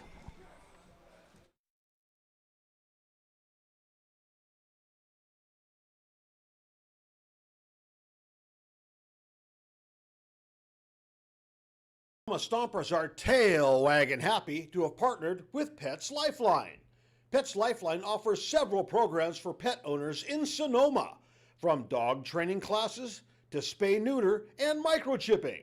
Pets Lifeline also has a trap, neuter, and return feral cat program, as well as resources to help with rehoming a pet. Pets Lifeline is here to support pet owners in keeping their pets healthy and happy. Pets Lifeline is also hosting Bark in the Park on July 28th, so you can bring your pet to a Stompers game. Pets Lifeline and the Sonoma Stompers, proud partners. The Sonoma Stompers are proud to have teamed up with Park Point Health Clubs this season. Let Park Point's innovative fitness and lifestyle programs improve your quality of life through our Focus 30/30 nutrition and training program. Or take Pilates classes, learn kickboxing, get back on the bench with our weight training program. We have personal trainers and, check this out, we even have childcare to help you create the time to become the best you can be. Park Point Health Clubs are located in Santa Rosa, Healdsburg, and right here in Sonoma. Park Point Health Clubs and the Sonoma Stompers, proud partners.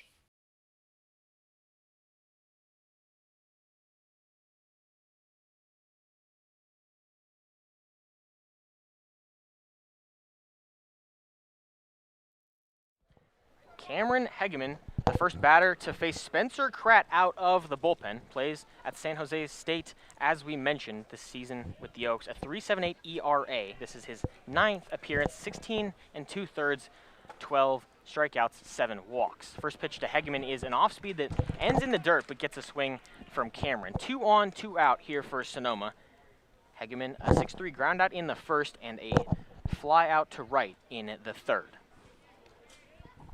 Was another midseason addition by Sonoma, but has been fantastic in center field. Hits this one exactly to center field. Going back is Kemlinger, nearing the warning track. That ball hit a mile high, but it falls into the glove of Kemlinger.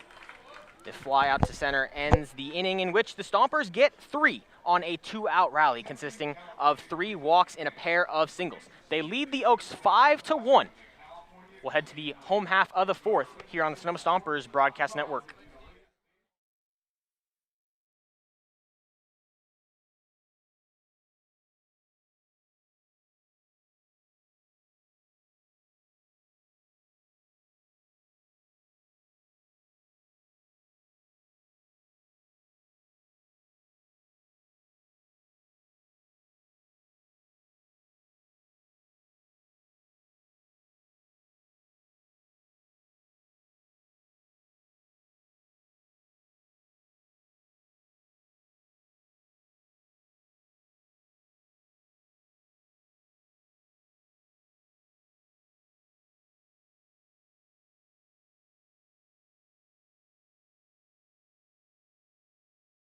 Local expertise worldwide. Sotheby's International Realty is well known for their exceptional real estate agents that distinguish themselves in communities all over the world. To learn more about real estate in Napa, Sonoma, San Francisco, and the rest of the Bay Area, or around the globe, contact Sotheby's International Realty Wine Country Brokerage at 707-935-2288. That's 707-935-2288. Sotheby's International Realty.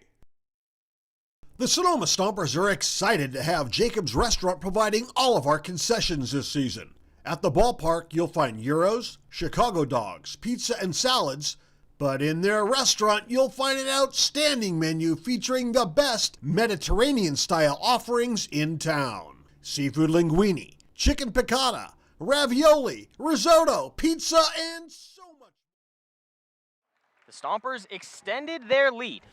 5-1 now over the Oaks in the bottom of the 4th. Devin Laginto heads out for his 4th inning of work, and he's slowly turning back into the pitcher we saw early in the season. Dominant, efficient, and wicked fast tempo on the mound. The first pitch misses to Jake Schwartz, who was hit by the first pitch he saw in the second and has scored the lone Oak run. Yeah, Zach Bass has talked about it all season, how easy it is to pitch with a lead. It's now 2-0 from Laginto here. Laginto's missed with his first 2 pitches, but what Zach talks about is when you have a 5-1 lead, you just throw the ball in the zone and trust your defense. You have the leeway to give up a knock or 2. 2-0 catches the inner third, 2-1 now, and it's a defense for Sonoma yet to make an error in this one. It is just the bottom of the 4th, but the Oaks have made 3. 2-1 from Laginto, high, pops out of the glove of Pulowski. 3-1 the count.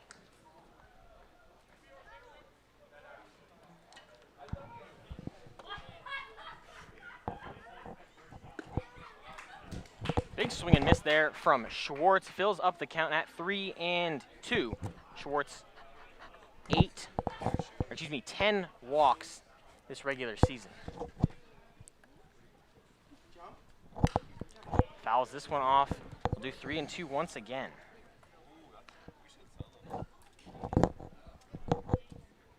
Laginto 2 hits and a run through the first 3. Struck out 1, walked a couple, as well as the hit by pitch to the man at the plate in Jake Schwartz. Wines delivers 3-2, hit hard down the right field line. Quinn Meaden, ranging towards the pole, makes the catch just in front of the warning track. Long and hard out number 1.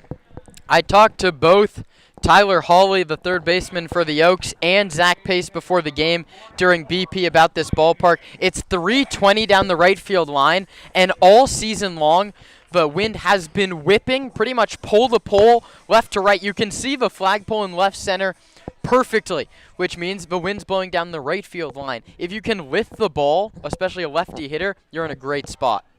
First pitch lands on the lower third for a strike to Landon West. And, of course, the flip side of that is, as a right-handed hitter, as Hawley is, what he was talking about is, I think I've gotten one, hitting one to left. Ball just doesn't go. This one's hit hard to left, ranging back his keys. Just in front of the warning track, Cam Hegeman comes in from center field and grabs that one. Quickly, 2 fly balls here in the 4th, resulting in 2 Oak outs. And this is exactly what Devin Laginto does. He works quickly, he throws it in the zone, and he gets contact that his defense can take care of. They're doing all of that so far. I think Landon West can attest that the ball doesn't really fly to left field here. He got a lot of that baseball, sent it out to the left center field gap. The issue was it's the deepest part of the ballpark in left center. This one hit to left field. Down the line, Keys not going to get to it before it lands just inside the chalk. Zach Mora heads to second. A long round there, but the Keys throw keeps him there. Zach Mora now a single and a double in his 2 at-bats. Productive towards the bottom of the order. The Oaks looking for a 2-out rally of their own. Yeah, that brings up Ethan Gonzalez, the 9-hitter. He has the only RBI, an RBI single with 1 out in the 2nd inning, which means Mora and Gonzalez, the bottom 2 in the order. They're 3 for 3 today, and Gonzalez has a chance to tack on to that RBI total. Yeah. Laginto looking to make that 3 for 4 here as Gonzalez digs in from the right. Mora leads off second. Laginto now from the stretch. Set just below the belt.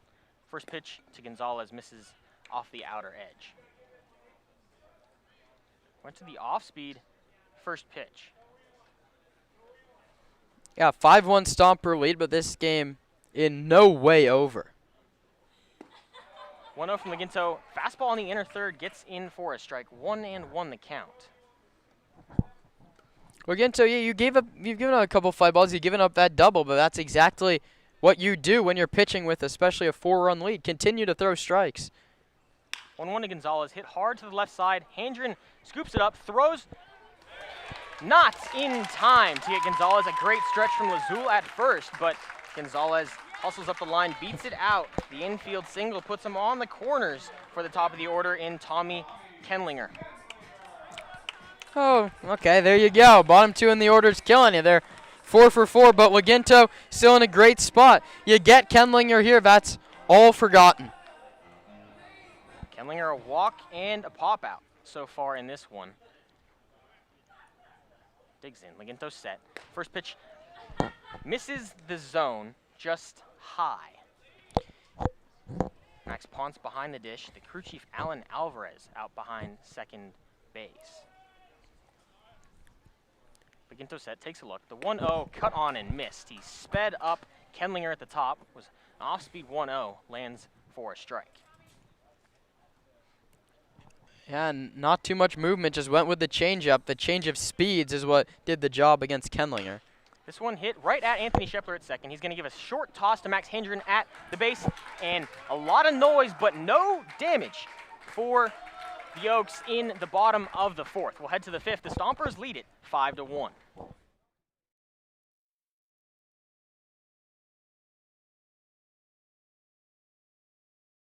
Worldwide, Sotheby's International Realty is well known for their exceptional real estate agents that distinguish themselves in communities all over the world. To learn more about real estate in Napa, Sonoma, San Francisco, and the rest of the Bay Area, or around the globe, contact Sotheby's International Realty Wine Country Brokerage at 707-935-2288. That's 707-935-2288. Sotheby's International Realty.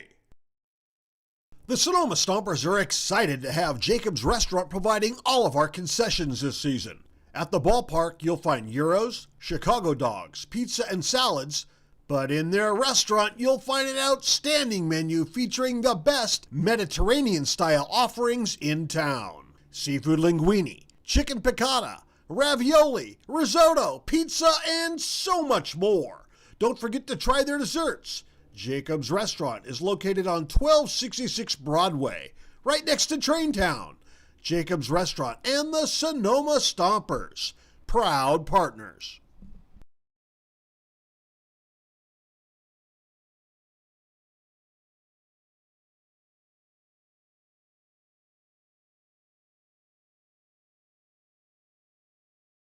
I'm Paul Azul, first baseman for your Sonoma Stompers, and you're listening to the Sonoma Stompers Radio Network.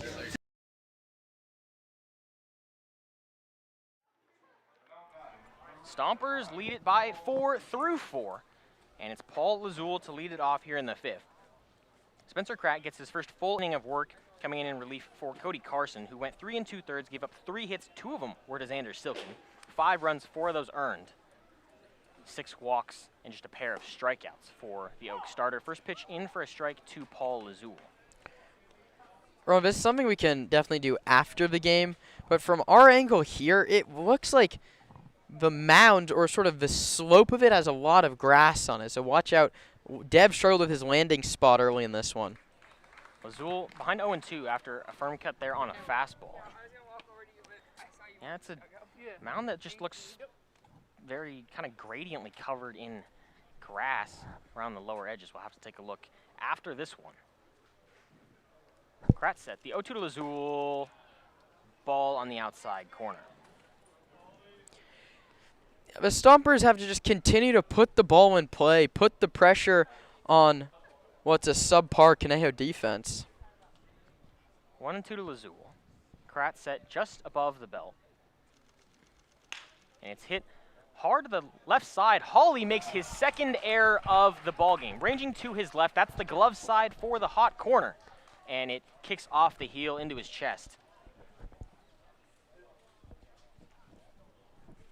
Am I magic? Is that 2 in a row predictions and as many innings for me? We might have to have a conversation about that afterwards. We might have to.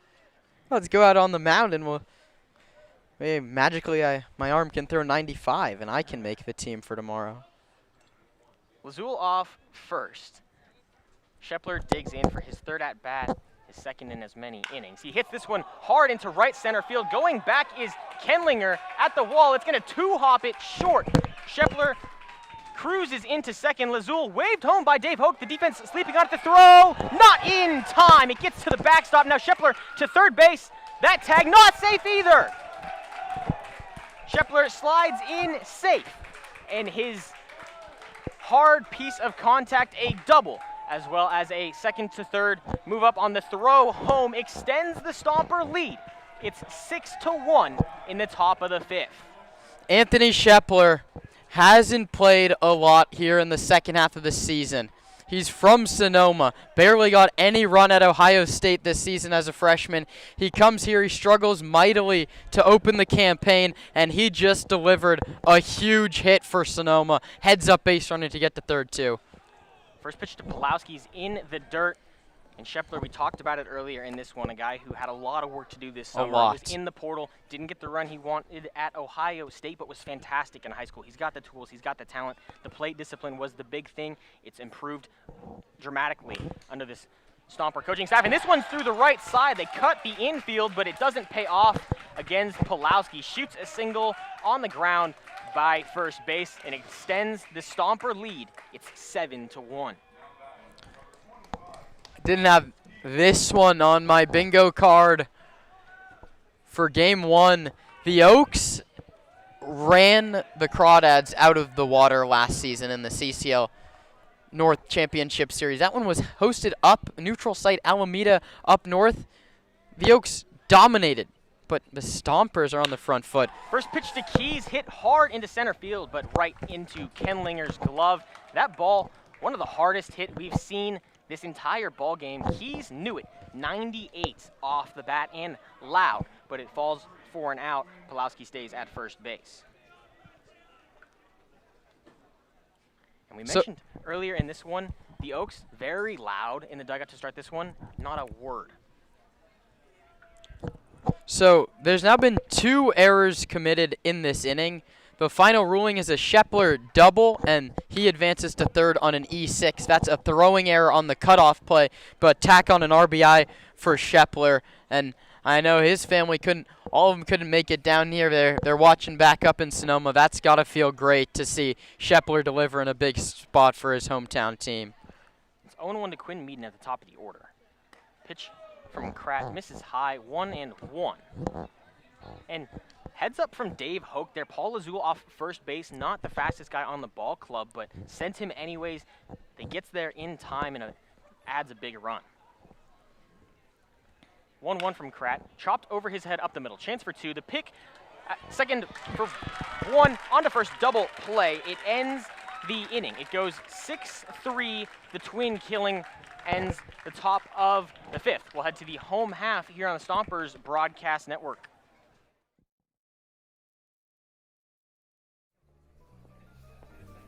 Nestled in the heart of Sonoma, Verano Cafe stands as the answer to locals yearning for wholesome food. Opened by Veronica Perez and Carlos Rubio, this cozy diner is nestled conveniently at the crossroads of Highway 12 and Verano Avenue. At Verano Cafe, breakfast, lunch, and dinner are experiences crafted with love and local ingredients. Each dish is a symphony of taste. But Verano Cafe isn't just about breakfast. Their lunch menu features favorites like fish and chips and classic French dishes catering to all tastes. Dinner includes house-made pasta dishes and elegant entrees. What really sets Verano Cafe apart is its commitment to quality and community. With locally sourced ingredients and a dedicated team that feels like family, Verano Cafe offers a warm and welcoming atmosphere. Whether you're a Sonoma local or a visitor, Verano Cafe promises to elevate your dining experience. Join us today and become a part of the Verano Cafe family. Verano Cafe, located at the crossroads of Highway 12 and Verano Avenue in Sonoma.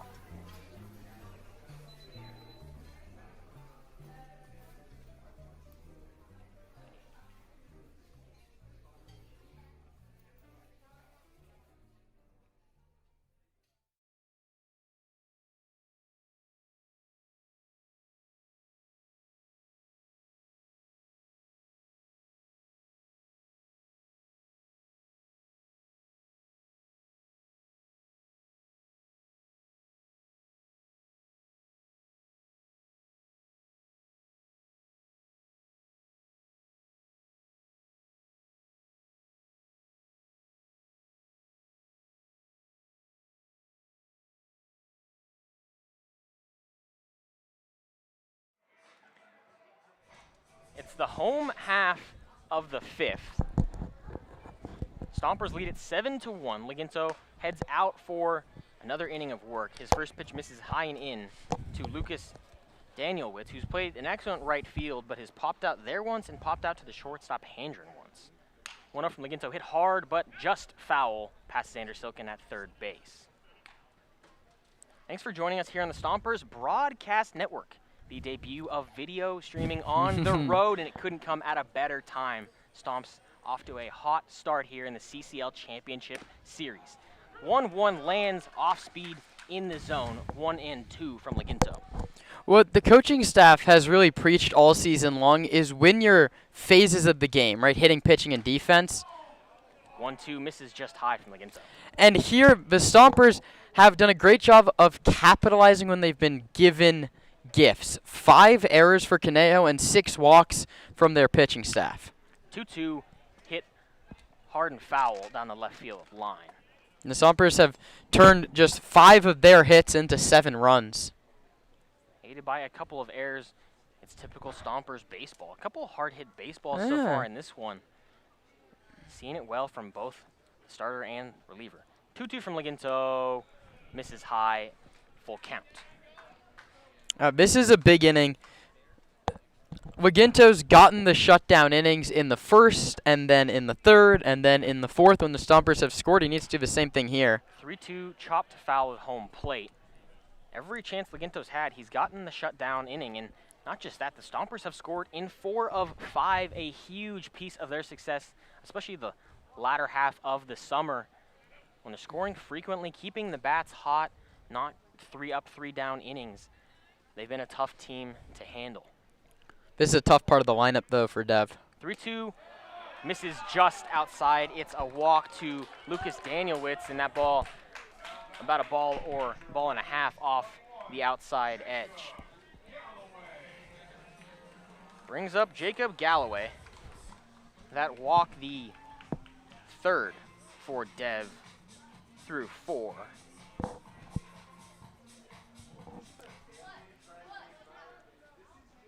And Jacob Galloway digs in. He walked in the first, grounded out in the 3rd. First pitch misses low. Good block from Pulowski behind the plate. And this is a key inning for Leginto. If he can get through 5 still with an efficient pitch count, there's a chance he goes deeper into this one, saves the Stomper bullpen from this series where a lot of really good pitchers for the Stompers have already left for school or other things. 1-0 hit right at Max Hanger, and a chance for 2 here. Steps on the bag, throw to first, well in time to get Galloway. 6-3 in favor of the Stompers here. It ended the top half, but they get one in the bottom. Leginto right back on pace. Now batting, third baseman, number 7, Tyler Hawley. And it brings up Tyler Hawley, a 6'5" fielder's choice in the first, a strikeout in the 3rd. That's the only strikeout for Leginto here, but it was a dominant one against Hawley last time, who's probably looking for his victory head-to-head here. First pitch from Leginto. Hit a mile high up in the infield. Shepler calls for it and makes the grab. 1, 2, 3. Go the Oaks in the 5th, courtesy of a double play. That went Handren to Lazul. Stomps lead it 7-1 here in game number 1 of the CCL Championship Series.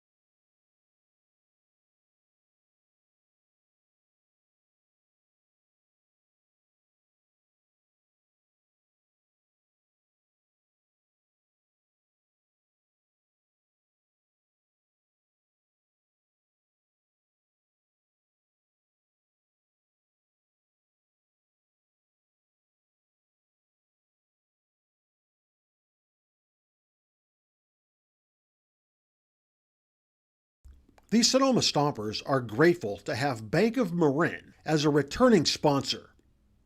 Bank of Marin's philosophy is banking built on trust and relationships. Bank of Marin's creative and customized solutions safely and confidently support your growth and success now and into the future. Whether you're a sole proprietor forging ahead with your first company or the CEO of a well-established corporation, Bank of Marin's local bankers will work side by side with you to help you reach your financial goals. Bank of Marin, the official financial institution of the Sonoma Stompers.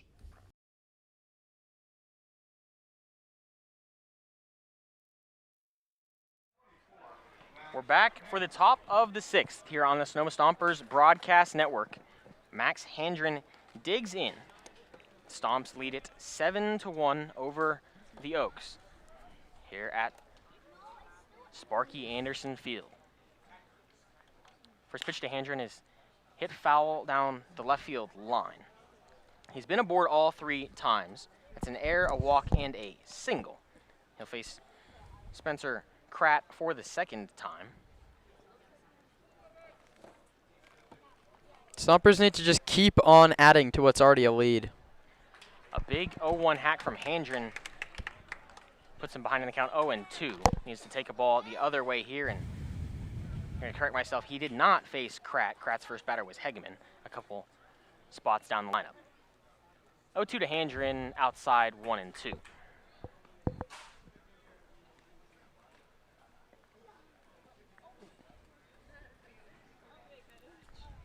Kratt works with some pace himself. Quickly comes set. 1-2 to Handren, outside again, 2-2.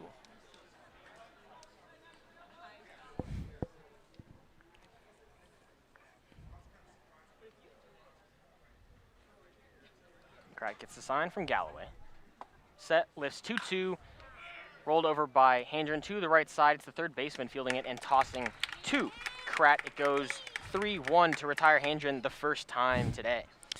Yeah, Handren's done a nice job. He had a ground ball to third baseman. Probably should have been caught out on that one. Error on Hawley, and then puts the ball in play again. You never know what's going to happen. That brings up Nick Sebastiani. A pair of walks and a strikeout today. And if you're the Oaks, you've let him on twice, but he hasn't scored. That's a win in their book.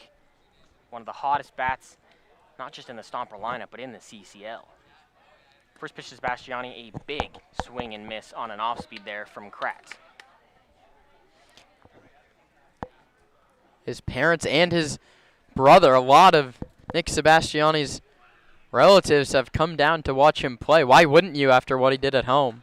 If you missed that one, you can catch it on all the socials. It was a walk-off two-run home run in the bottom of the 10th to send the Stompers to the CCL Championship Series. 1-1 the count. Pitch from Kratt misses low, 2-1.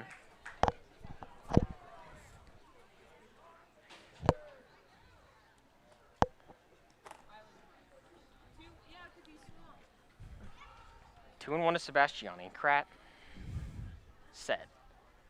Pitch cut on and missed. Fastball there. Sebastiani couldn't meet it. 2-2 the count. Sonoma working with a 7-1 lead, but you want to get Dev a little more time in that dugout. I know some would say you want to get him back out there. You can't go down too quickly here. 2-2 in the dirt. Filler up 3-2.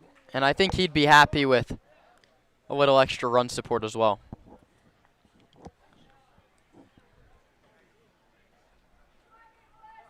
Looking to a smooth 5 innings so far. Looking to get Stomper bullpen some relief. 3-2 to Sebastiani. Hit softly into shallow right field and into the glove of Danielwitz. Lucas Danielwitz is playing a magnificent right field today. 2 plays where he made great diving catches, sliding towards home plate, and he's been rangy to both sides. Yeah, the speedster in right showed off the wheels a couple times early in this one. Snagged a couple line drives from Pulowski and Keys, but that one just makes it look so effortless. Glides over and catches it chest high. Xander Silken digs in. A single, a double, and a line out. That one was to second base in the first inning. First pitch to him misses low. Silken, the last Stomper to face Spencer Kratt. His RBI single, chased the starter Cody Carson out of the ballgame. 1-0, hit the other way. It's another hit for Xander Silken, his third of the ballgame. Have a day, Xander Silken.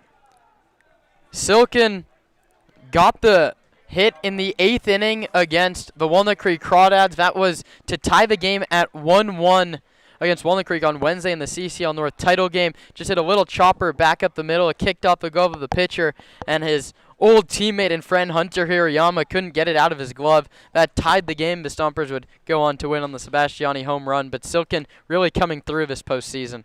First pitch to Cam Hegeman misses high, and Silken came in at a key time for the Stompers. Colton Borman had just gotten hurt. Brady Shannon had just gotten hurt, and the Stompers not looking great depth chart-wise out of the All-Star break, but they get Silken, and he didn't initially produce. I had a couple conversations with him as the 1-0 misses high to Hegeman, 2-0. And he was hitting the ball hard. He was finding the right spots to put the ball. It was just a couple really great defensive plays. One standout from Tyler Haruta against the Philippines. Hit the wall to grab a line drive just before it went over from Silken, and he hung around, was still happy with the contact he was getting. Now 3-0 to Hegeman, and Silken stuck around, finally worked his way around the corner, and is coming up huge for Sonoma. They say baseball's a results-oriented game, but you really have to be trusting in your own ability. If you hit the ball hard, good things are bound to happen. That was Zach Pace's message to me today before the game. And no need to hit the ball hard here from Cam Hegeman. He walks to put 2 on with 2 outs, and those have to be the worst words for the Oaks to hear right now. Yeah, and this could be a quick hook from David Solis, who waited much too long to take Cody Carson out of the ball game. He made a mound visit, went back to the dugout, and then the Stompers continued to add runs. I think he's going to make the call here on Kratt. It will be the pitching change, so we'll take a break on the Stompers Broadcast Network. They lead the Oaks 7-1 with 2 outs in the 6th.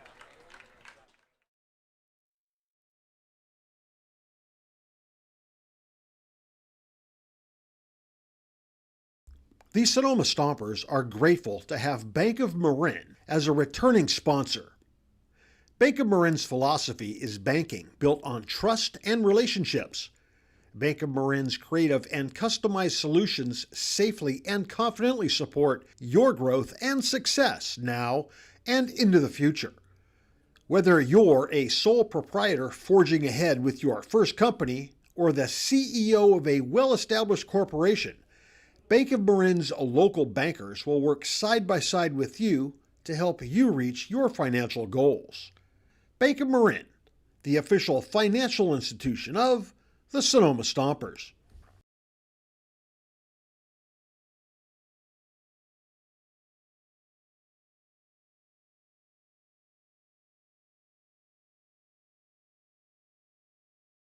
At Ricci Vineyards, we feel that wine and baseball are the perfect pairing, and we are proud supporters of our Sonoma Stompers. Our family-run vineyard has been farming and growing grapes and carneros for over 40 years. We encourage you to witness our wine journey and check out our selection of boutique offerings at RicciVineyards.com. The Stompers are proud to have Adams Chiropractic as our official chiropractor. Keeping our players healthy and in the lineup is our #1 priority, and Adams Chiropractic is right there every step of the way, thanks to Dr. Lawrence Adams. Cresco Rents. What you need, when you need it. And we show you how to use it. It's simple. You choose it, you use it. We have the right tool for every job. Never buy it, never store it. When you need it, just rent it. I'm Chris Smith, president of Cresco. If you need it, Cresco's got it. All over the Bay Area and online at CrescoRent.com. New arm is Cade Berry in relief of Spencer Kratt with 2 on and 2 out here in the top of the 6th. Paul Lazul, the lefty, digs in. Yeah, Barry, 5'9", 190-pound lefty. First pitch gets a swing from Lazul, 0-1. From Simi Valley, but went to Thousand Oaks High School. Teammates with many of the other Oaks this season. Last year played for the Ventura County Pirates, also of the California Collegiate League. This year with Conejo, a 2.13 ERA, 9 games. Never goes longer than 2 innings. 0-1 is a fastball on the outside corner, called a strike. 0-2 now to Lazul.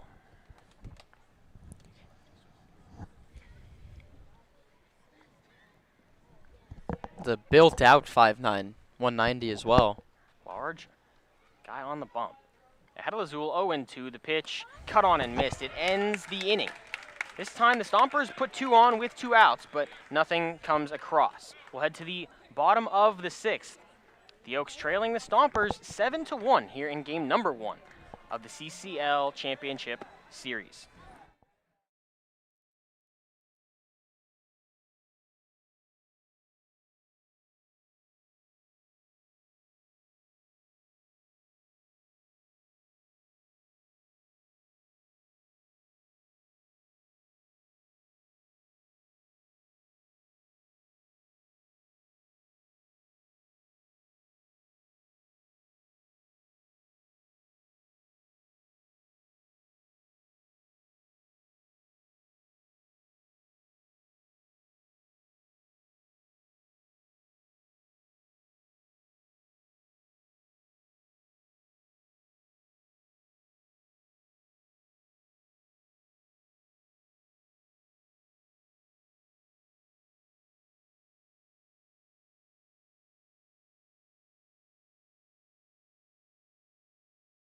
At Ricci Vineyards, we feel that wine and baseball are the perfect pairing, and we are proud supporters of our Sonoma Stompers. Our family-run vineyard has been farming and growing grapes and carneros for over 40 years. We encourage you to witness our wine journey and check out our selection of boutique offerings at RicciVineyards.com. The Stompers are proud to have Adams Chiropractic as our official chiropractor. Keeping our players healthy and in the lineup is our #1 priority, and Adams Chiropractic is right there every step of the way, thanks to Dr. Lawrence Adams.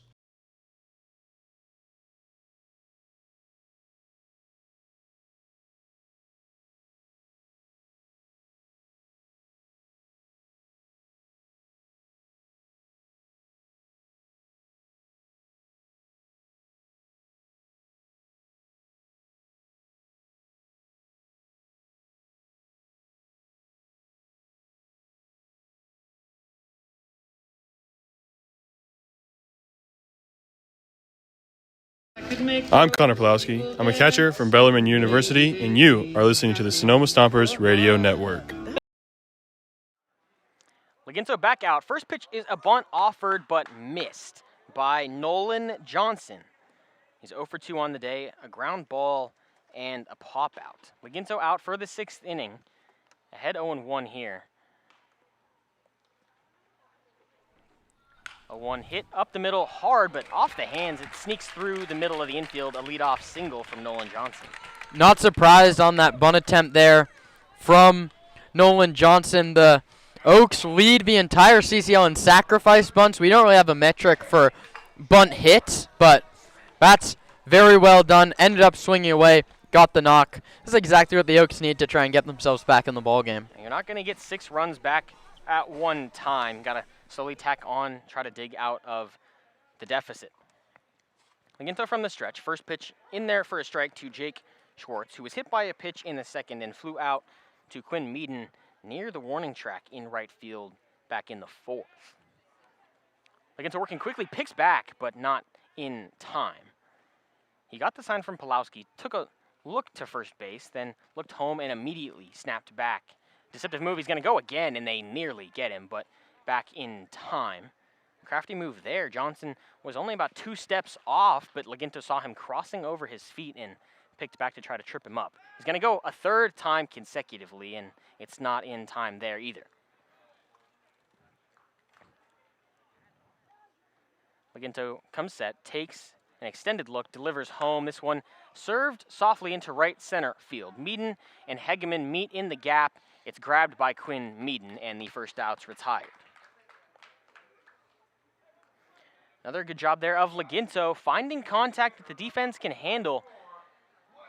That's a huge piece of his game. He's got the strikeout stuff. He had 10 in a complete game shutout against Menlo Park back on July 1st. That a month ago. Laginto was terribly ill through the middle part of July. That knocked him off his rhythm, but slowly taking shape here when it matters most for Sonoma. First pitch, fastball on the inside edge to Landon West is taken for a strike. West the DH, a ground ball to first, and a fly out to center. 0-1 from Laginto, misses low. Johnson leading off first base. He singled but has been kept there. A couple of pesky moves from Laginto from the bump, making his presence known with the move. 1-1 just outside. Nice frame from Pulowski to try to bring it back, but Max Ponce behind the dish doesn't bite. 2-1 the count. Laginto delivers a slider, but it skips in 3-1 now to Landon West. He walked 8 times the regular season with the Oaks, 10 strikeouts. Yeah, Roman, I don't know how. I'm not that familiar with Texas geography. How far is Katy from Abilene? From Abilene, it's a good drive, just northwest of Houston, right down near the Gulf of America, as we now have a between Laginto and West. 3-2, ball 4. Laginto thought he had it, missed just low, and it puts runners on first and second with 1 out.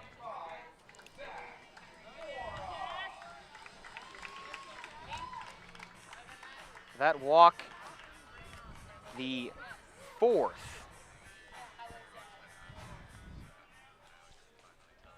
by Leginto here today. Puts 2 on with 1 out. Leginto looking for a ground ball.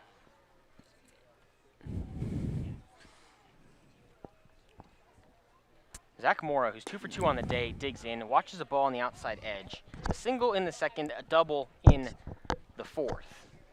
Was not driven in, but the now 8-9, about to face Leginto, 4 for 4, 3 singles and a double. Dangerous part of the lineup despite being bottom. 1-0, hit into high, shallow center field. Hegeman jogs forward and makes the catch. No advancement there from second base. That's a big out for the Stompers and Devin Leginto.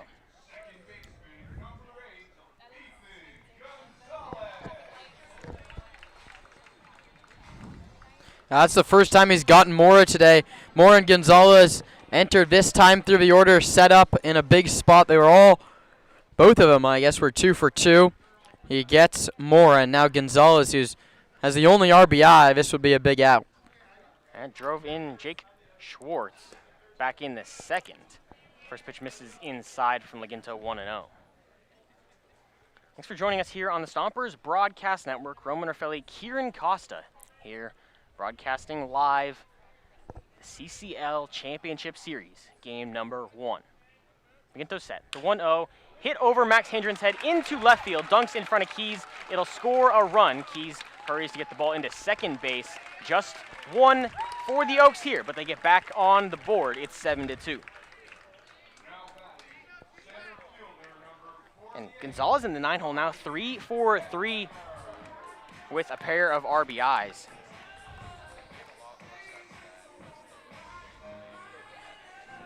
And it rolls the order over to the top. Tommy Kenlinger digs in. A walk, a pop out, and a ground ball fielder's choice. I went 4-6, Scheffler to Handren to end the 4th inning. 2 on, 2 out. Top of the order due up. It's the center fielder out of Biola. Leginto set. First pitch, hits him on the elbow and loads the bases. Yeah, now it might be time to get that bullpen working a little bit. If you're Zach Pace, all of a sudden, bases are loaded. It's a 5-run game. You're really back in this one with the swing, and I think Zach Pace has a similar idea. He is acting as the pitching coach. Mike Nunez couldn't make the trip down here, and he's out there to talk things over. Pelja and Chris Albee are both down in the bullpen. And they're going to be caught by Esteban Sepulveda. Nick Sebastiani's also going to go down. A platoon of Stompers walking out there, but it's a team effort. When you're on the field, you got to have a guy making sure the catcher doesn't get a line drive to the back. Brendan Leone's gonna pick up his DH and do that task for him. Smart move there.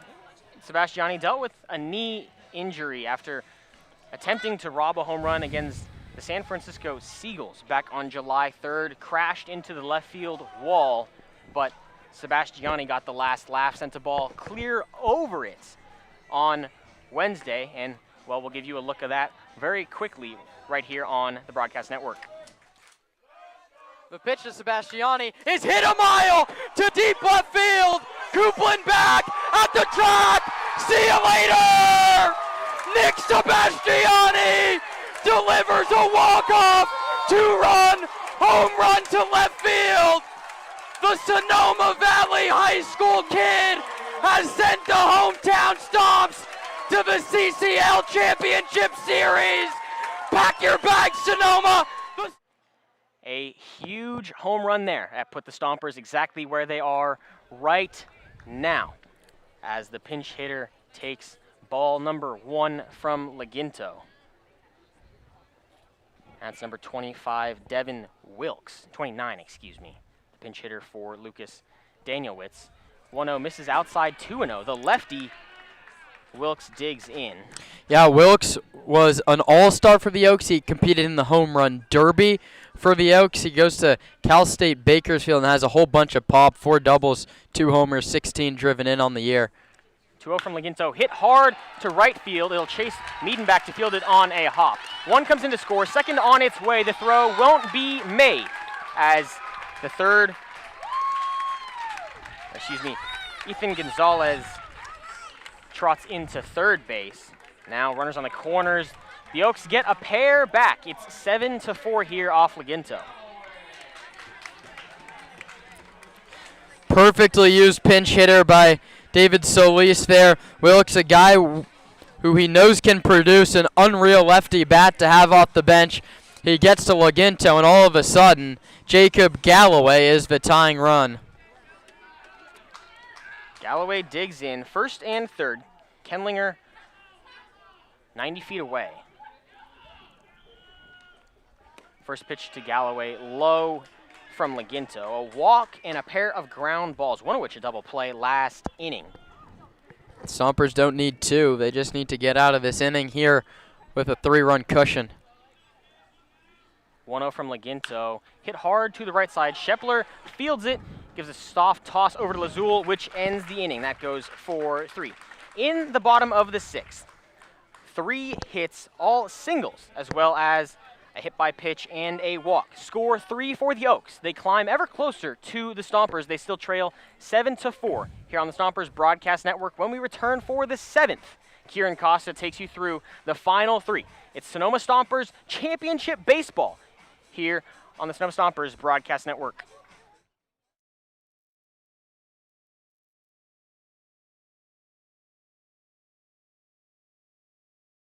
The Sonoma Stompers are tail wagging happy to have partnered with Pets Lifeline. Pets Lifeline offers several programs for pet owners in Sonoma, from dog training classes to spay-neuter and microchipping. Pets Lifeline also has a trap, neuter, and return feral cat program, as well as resources to help with rehoming a pet. Pets Lifeline is here to support pet owners in keeping their pets healthy and happy. Pets Lifeline is also hosting Bark in the Park on July 28th, so you can bring your pet to a Stompers game. Pets Lifeline and the Sonoma Stompers, proud partners. The Sonoma Stompers are proud to have teamed up with Park Point Health Clubs this season. Let Park Point's innovative fitness and lifestyle programs improve your quality of life through our Focus 30/30 nutrition and training program. Or take Pilates classes, learn kickboxing, get back on the bench with our weight training program. We have personal trainers and, check this out, we even have childcare to help you create the time to become the best you can be. Park Point Health Clubs are located in Santa Rosa, Healdsburg, and right here in Sonoma. Park Point Health Clubs and the Sonoma Stompers, proud partners.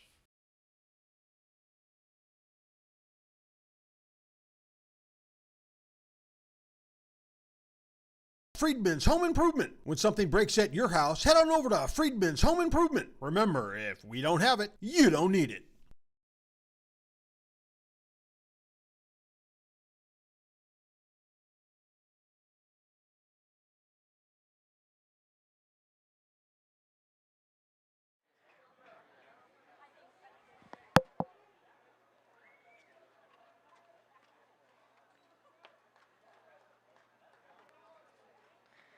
Back to baseball in the 7th. Anthony Shepler, Connor Pulowski, Trent Keys, the 3-do against the lefty Barry.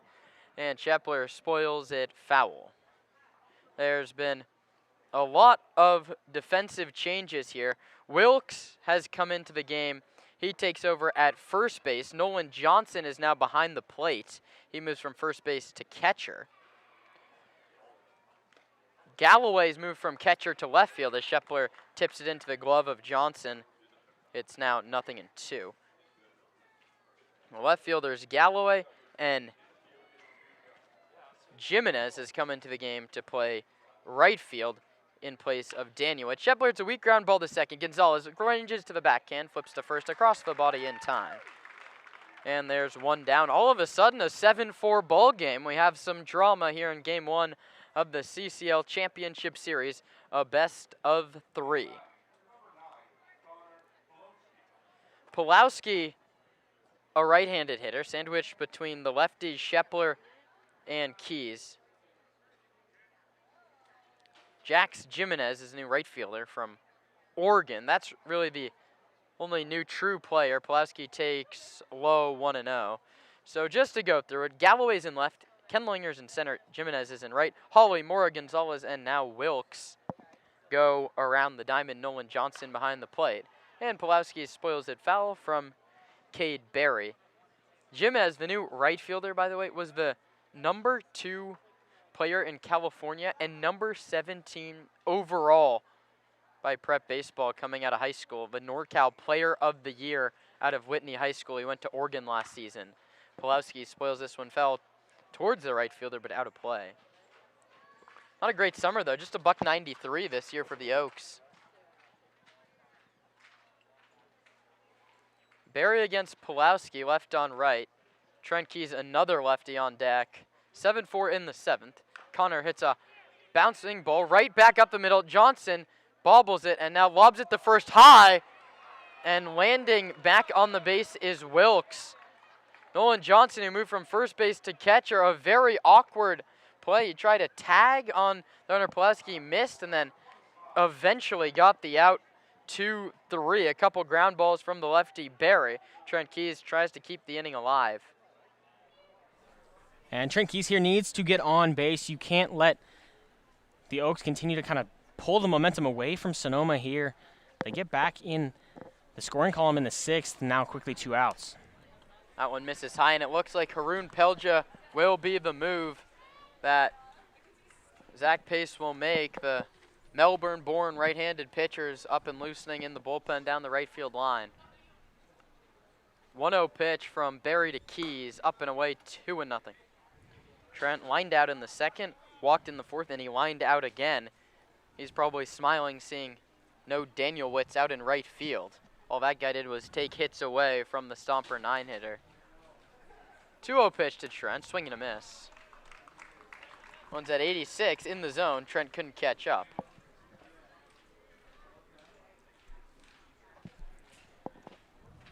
Stompers 7, Oaks 4, Game 1 of the CCL Championship Series. The 2-1 pitch, up and away, 3-1 now.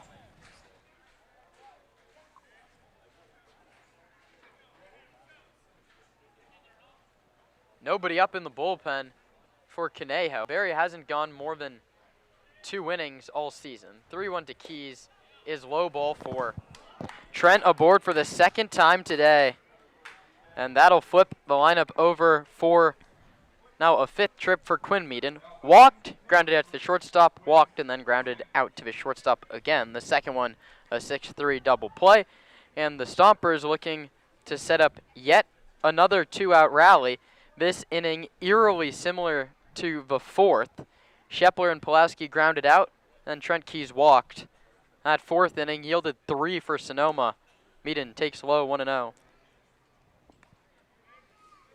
A good job there from Trent Keys. Sees a couple pitches, a very patient approach as always from Trent. Finds a way on base to stop the 1-2-3.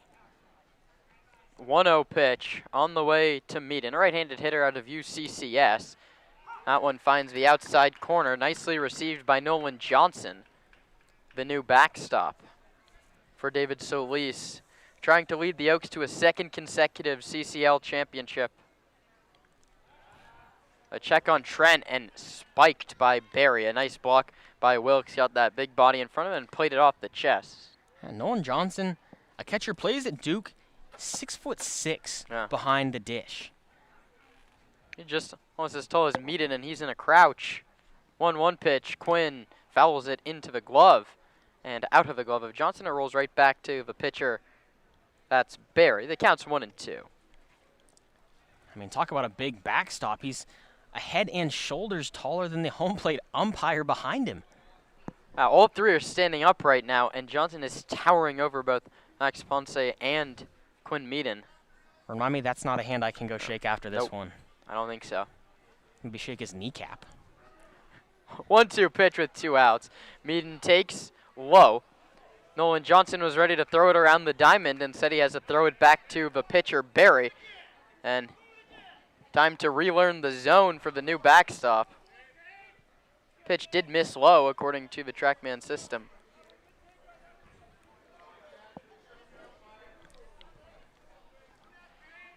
Two balls, 2 strikes, 2 outs. Top half of the 7th. Trent Keys leads from second base.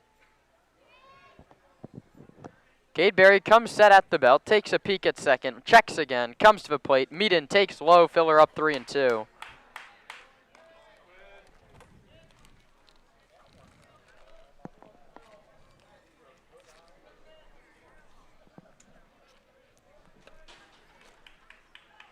Three balls and 2 strikes. The Stompers looking to add to their 3-run cushion.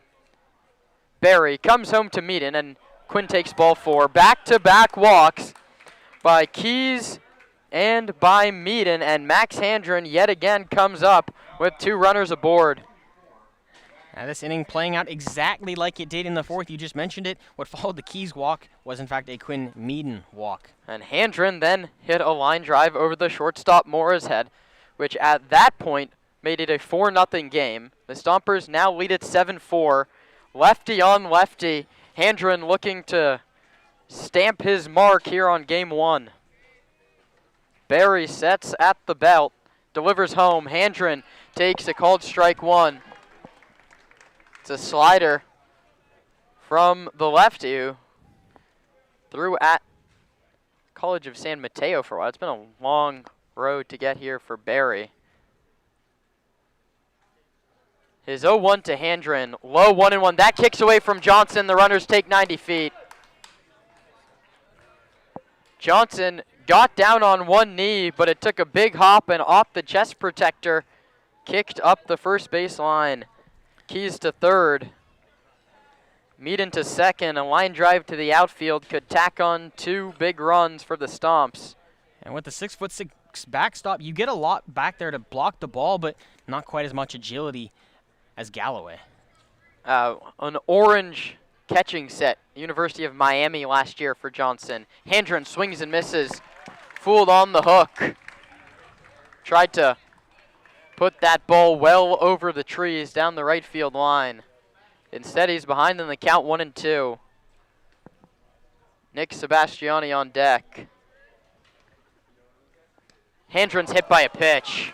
Fires the bat back towards the Stomper dugout. Stares back out at Cade Berry. Looks again. And now he'll take first base. Max Handren not too pleased. Getting hit by the pitch. And Nick Sebastiani has already delivered his signature moment of his career. That was a walk-off 2-run home run on Wednesday. Looking to push the Stompers even further in the 2025 summer, but he'll have to wait as Nolan Johnson's going to go talk to Cade Berry. Now after 2 ground balls, walk, hit by pitch, bases juiced.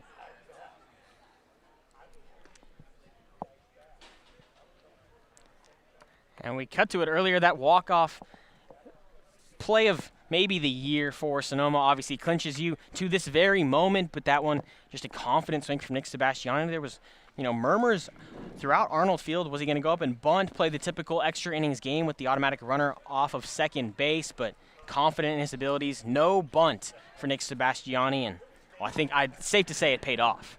First pitch to Sebastiani low. Walks as good as a hit for the right-handed hitter. Sebastiani, all CCL North for the Stompers in 2024.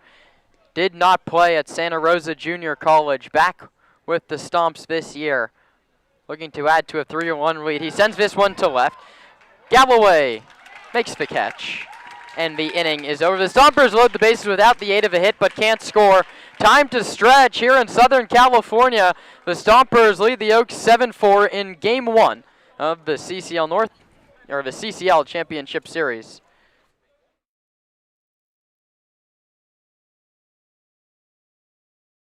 Local expertise worldwide. Sotheby's International Realty is well known for their exceptional real estate agents that distinguish themselves in communities all over the world. To learn more about real estate in Napa, Sonoma, San Francisco, and the rest of the Bay Area, or around the globe, contact Sotheby's International Realty Wine Country Brokerage at 707-935-2288. That's 707-935-2288. Sotheby's International Realty. The Sonoma Stompers are excited to have Jacob's Restaurant providing all of our concessions this season. At the ballpark, you'll find gyros, Chicago dogs, pizza and salads, But in their restaurant, you'll find an outstanding menu featuring the best Mediterranean-style offerings in town. Seafood linguine, chicken piccata, ravioli, risotto, pizza, and so much more. Don't forget to try their desserts. Jacob's Restaurant is located on 1266 Broadway, right next to Traintown. Jacob's Restaurant and the Sonoma Stompers, proud partners.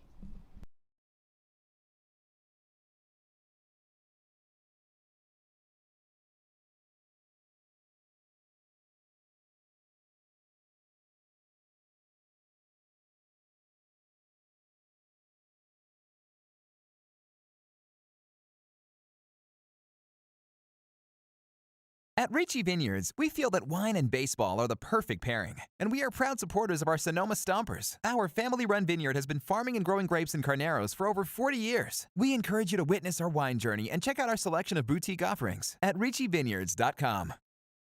The Stompers are proud to have Adams Chiropractic as our official chiropractor. Keeping our players healthy and in the lineup is our #1 priority. And Adams Chiropractic is right there every step of the way, thanks to Dr. Lawrence Adams.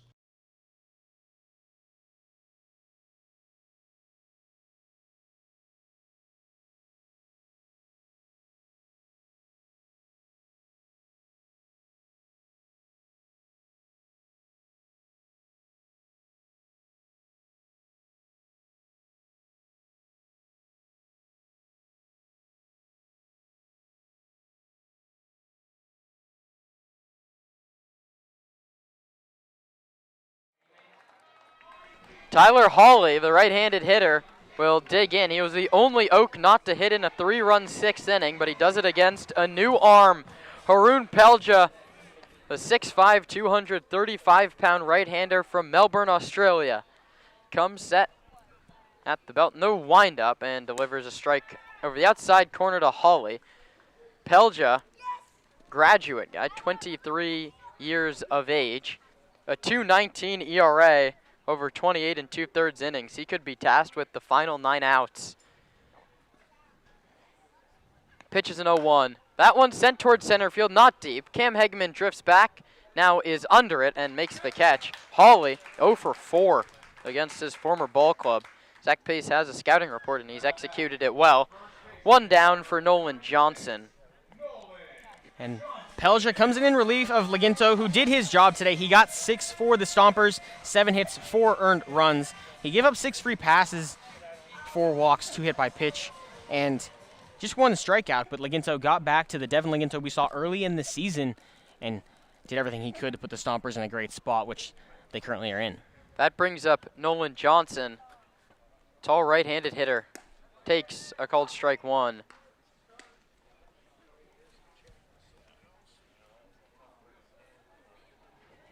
Johnson 6'6", Pelja 6'5", a couple of behemoths out there in Game 1 of the CCL Championship Series. And it's the hitter that's going to win the battle, lined over Hendren's head into left field. That's the second hit for Nolan Johnson, and there's probably a lot of Johnsons watching here. His father, Kevin, played in the MLB for the Expos organization. His older brother, Jack, plays at Baylor, and his twin brother plays at Tulane. Johnson, the runner at first base now, is moving with an intra-ACC transfer from Miami up to Duke. Haroon looking to turn a double play on Jake Schwartz. That one's lined to left, coming on his keys, and he makes the catch. A hard line drive directly into the glove of the left fielder, 91 miles an hour off the bat. Schwartz was just a little bit late, and that brings up Landon West. And Keys was the first baseman the majority of the season with Sonoma, and then a couple of, the Nick Sebastiani injury was the big one that started to get him some outfield reps. He's played outfield his whole life, but obviously more at first base, as tall as Trent is. Had a costly error against Walnut Creek in the North title game, but came around with 3 doubles and eventually scored the tying run. Good play there.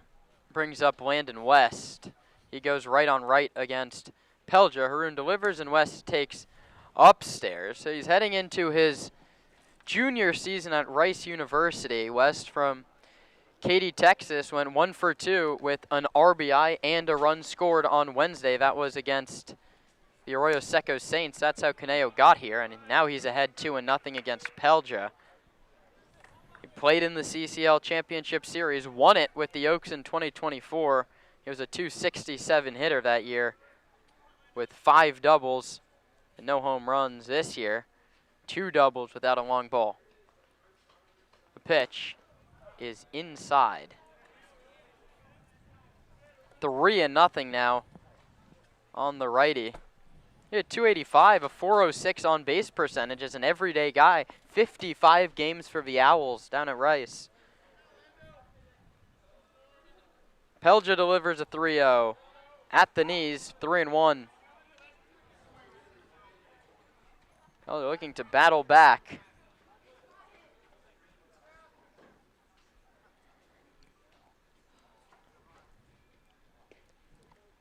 Haroon sets at the belt.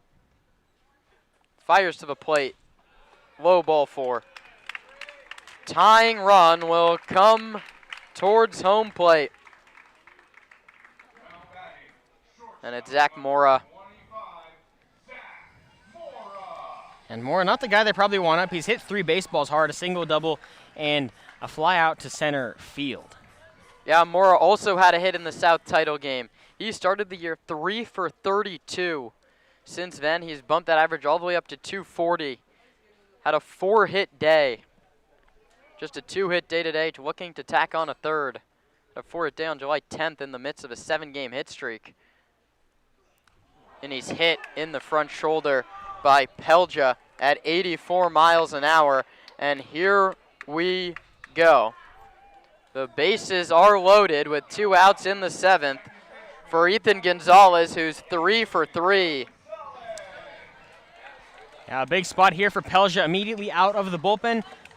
Pelja's not always a guy with a lot of clean innings, but he battles harder than anybody on the bump. Has worked in and out of trouble all season long, both as a starter and as a relief pitcher. One of the biggest moments of his season was the infamous double pick-off against the Slow Blues back in June. Came on with first and second. They tried a double steal, but he picked off one, and then they got the other out at second as well. Big moment there for Pelja, and needs to battle here. Bases loaded. 2 outs in the 7th. Stompers lead by 3. The first pitch is in there for a called strike. That's exactly what Pelja needed to do to get ahead in the count.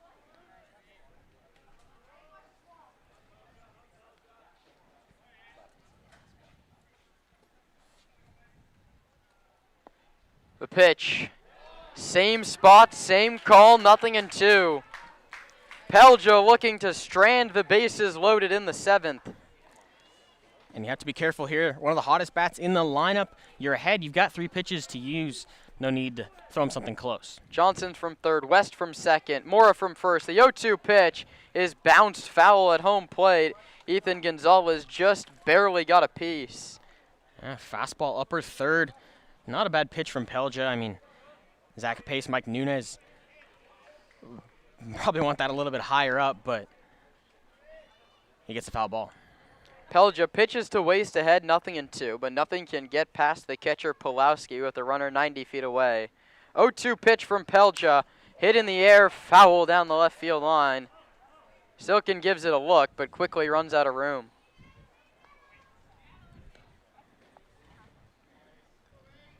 Continuing to put pitches in and around the strike zone, even in an 0-2 count.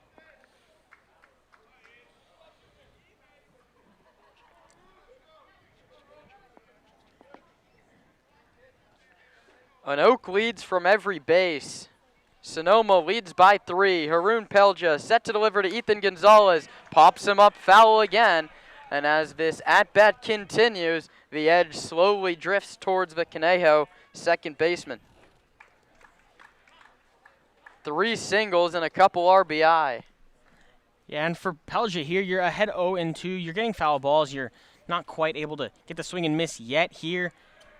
Just, you don't have to throw a strike here. You don't want to leave a pitch too far over the middle for Gonzalez to do some damage. But Gonzalez also still in swing mode right now. You see if you can make him chase a pitch away from the zone, maybe climb the ladder, make sure nothing gets past Pulowski, or you can bury it and trust your backstop. Haroon, all the count leverage, it's 0-2. Right on right, Pelja delivers, popped up the other way this time. Ethan Gonzalez not giving an inch. And you can feel the tension build, the Oaks dugout urging on their 9-hitter Gonzalez. Pelja pitches to waste. He's still ahead in the count, no balls and 2 strikes. Conejo has him loaded in the 7th. The pitch is popped up down the right field line and foul.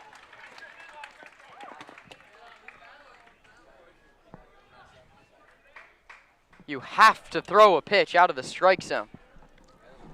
And tried a couple times. Maybe see a fastball low that either gets you a ground ball or a swing and miss. Pelja really wants the strikeout. He hasn't been in the zone. He's been all around it, but you could really open up this zone. 0-2 pitch again. That's the right pitch from Pelja. Tried the slider, an even better take from Ethan Gonzalez.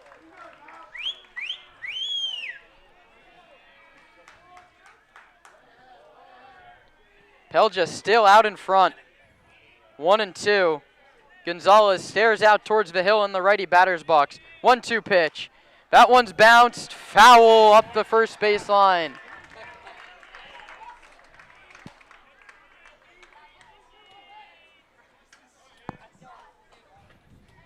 Ethan Gonzalez, a right-handed hitter out of Cal State LA. 21 hits in the regular season, just 2 of them for extra bases. He represents the go-ahead run here in the 7th inning in Game 1 of the CCL Championship Series. Haroon Pelja pitches. Low outside again, 2-2.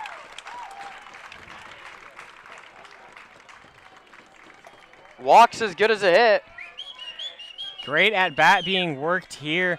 Stands have filled in since the start, and that Oak dugout once again very loud with the Stompers not giving them any edge there.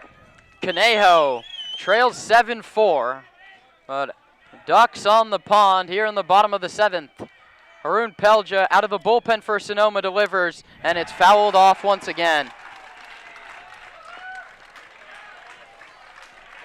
No matter what happens here, this is one of the best at-bats we've seen all season long from anybody. It's the 11th pitch coming of the at-bat. He shakes off Pulowski. Staring in at his backstop for the sign. 2-2 pitch. Right down the middle! A called strike 3! Ethan Gonzalez heads back to the dugout, and a base runner at every bag will join him. Pelja in and out of trouble in the 7th. The Stompers pour out of the dugout to congratulate Haroon. The base is left full for the Oaks. We head to inning number 8. The Stompers getting closer to a Game 1 victory. They lead it 7-4.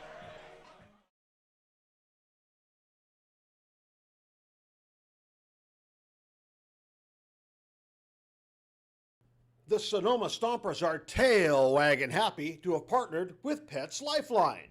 Pets Lifeline offers several programs for pet owners in Sonoma, from dog training classes to spay-neuter and microchipping. Pets Lifeline also has a trap, neuter, and return feral cat program, as well as resources to help with rehoming a pet. Pets Lifeline is here to support pet owners in keeping their pets healthy and happy.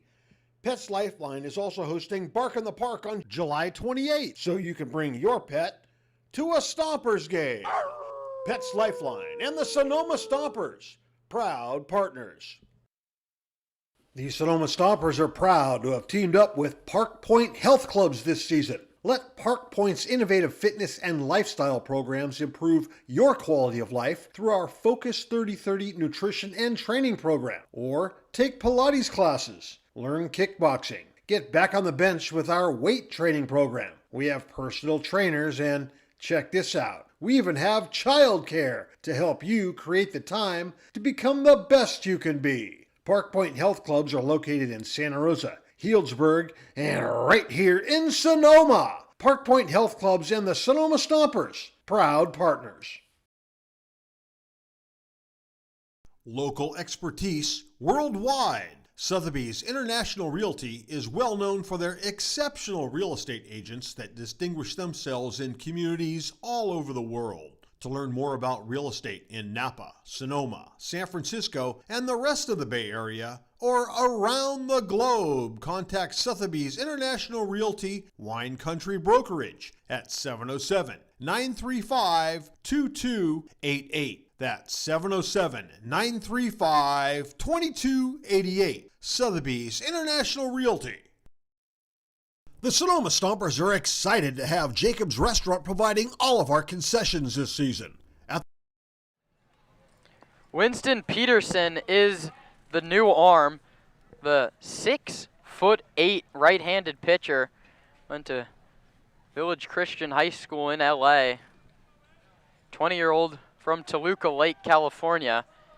Through last year at Pepperdine University.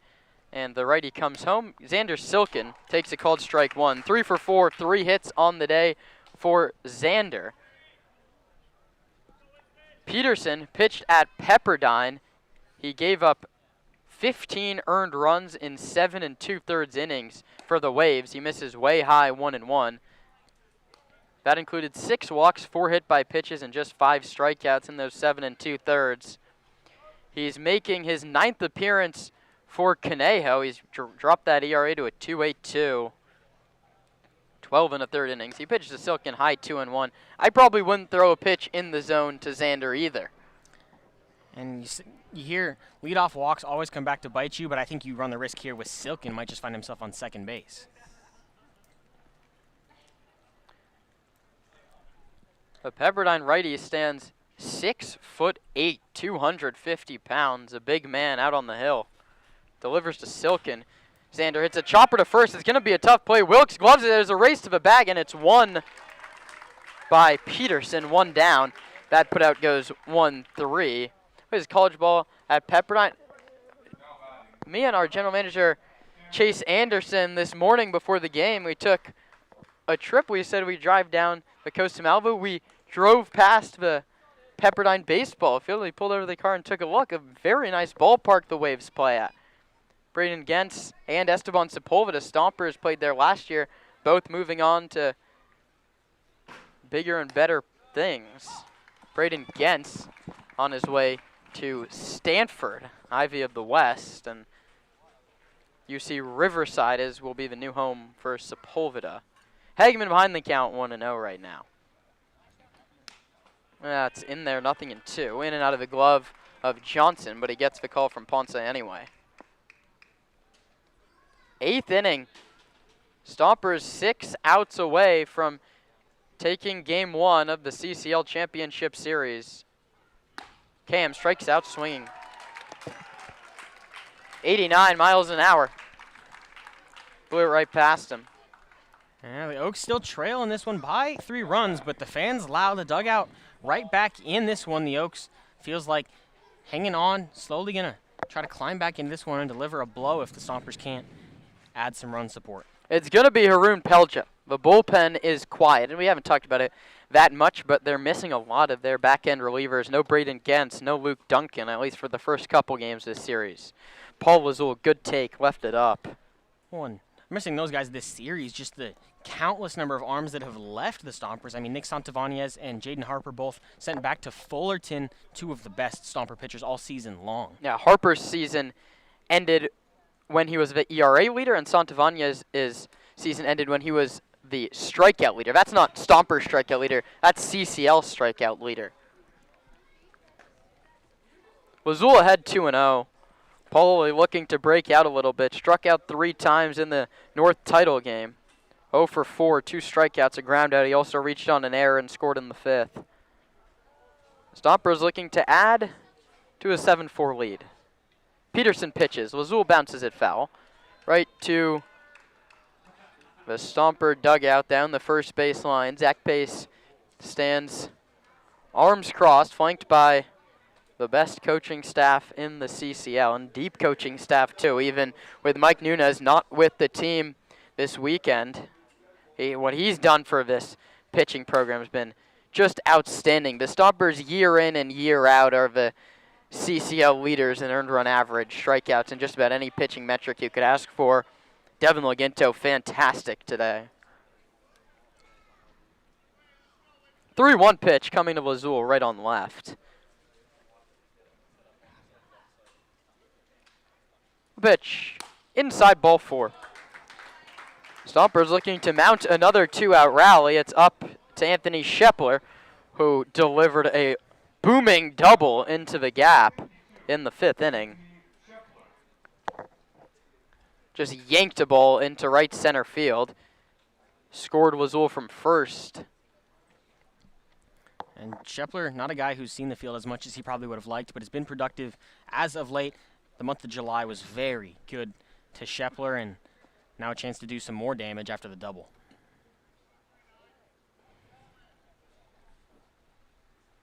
Takes inside, almost hit him. Peterson visibly frustrated with himself, kicking the dirt out on the mound. This could be landing spot issues as well. Yeah, Peterson works with a cutter, and it rode a little bit too close to Shepler there. Shepler ever so slightly open stance in the lefty batter's box. He takes a called strike. 2-seam fastball at 87, split finger from the righty Peterson. Stompers, with a win today, would really control their own destiny in this series. Way up, 2-1.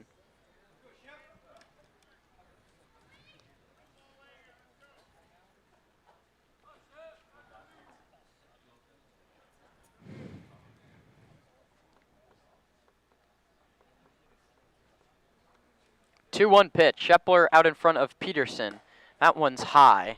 And we talked about this with Dylan McShane, a right-hander for the Crawdads. When you're that tall and you're throwing from that arm slot, it has to be so difficult for a hitter, especially right on left with this arm slot. It must look like it's every pitch is biting in. It looks like it's about to hit Anthony. 3-1 pitch. Inside, ball 4, back-to-back walks. And Nolan Johnson's going to go to the mound, and I think he should have done that a couple pitches ago. Winston Peterson looks uncomfortable out on the mound.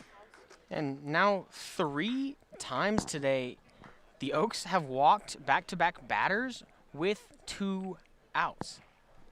Yeah, because what the Stompers have done all year is stick to their approach. It doesn't matter if you're winning 7-4 in the 8th inning. It doesn't matter if you're winning 18-1 against the Philippines, and it doesn't matter if you're down 1-0 in the 8th with your season on the line. The Stompers have stuck to Zach Pace's approach, and they've done what they have to today. They've taken their walks, they've put the ball in play, they've put pressure on the Oaks defense, and Conejo hasn't met that challenge, and that's why Sonoma holds a 7-4 lead. A lot of that credit does go to the coaching staff. 0-1, the count on Pulowski. 17 RBIs on their regular season campaign. 1 today, a ribby single in the 5th. That was with the infield drawn in. He looks to find the outfield grass yet again. 0-1, high 1-1. Trent Keys, a couple of walks. He's on deck.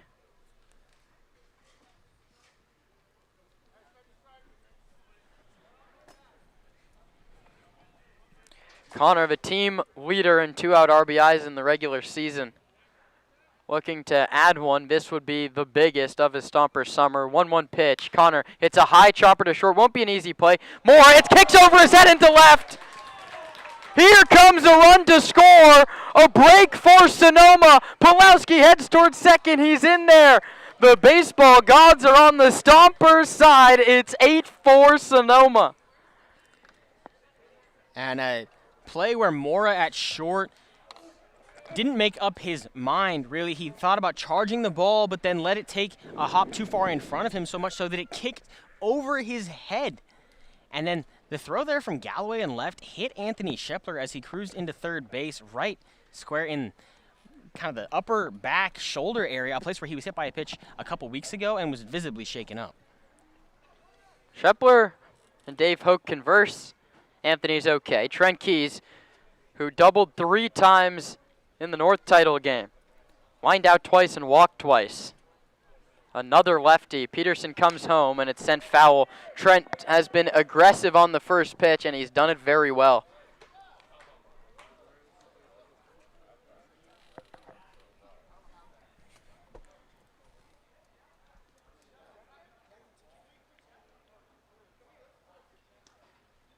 Zach Pace is having a conversation with Max Ponce. I don't know what this is about, but Mac was barking from the first base dugout. He's been very calm this season. I think he wants an explanation for something.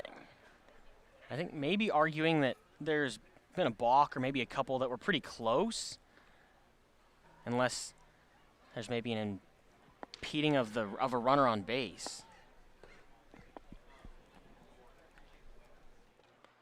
So the umpires will meet just to the front side of first base as Zach Pace heads back to the dugout. We have exactly for this reason, we're going to send Roman, who's going to play detective to try and figure out what's going on. He's going to go ask Zach what this conversation's about. Man, I think he was asking him to check on something. It was a very amiable and amicable conversation between the two. Detective Raffelli is back. He'll give us a report in just a moment. They're second and third. The Stompers have added to their lead. They're doubling up Conejo 8-4. Roman, what do you have for us? Yeah, he said he thought there was catcher's interference. Trent Keys thought so as well, but I don't know that this is something that a visit here would really get overturned. I mean, if the umpires would have seen it when it happened, they probably would have called it then and there. Now, this is a controversial moment here in Game 1. They're going to let play resume. Zach Pace thanks them for the conversation. It was a lengthy one between the four umpires here today. Trent Keys will now dig back in. Conejo and Nolan Johnson, the catcher, have bought themselves a massive break.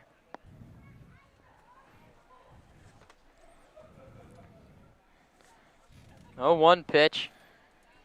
Peterson to Keys, right on left. Trent takes upstairs 1-1.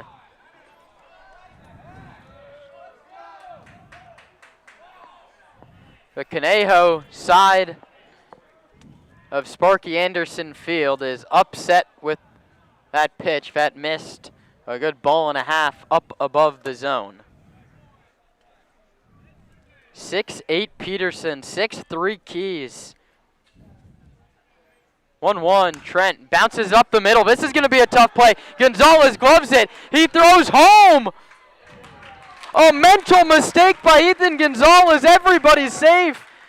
That's a single for Trent. The Stompers are pouring it on. It's 9-4.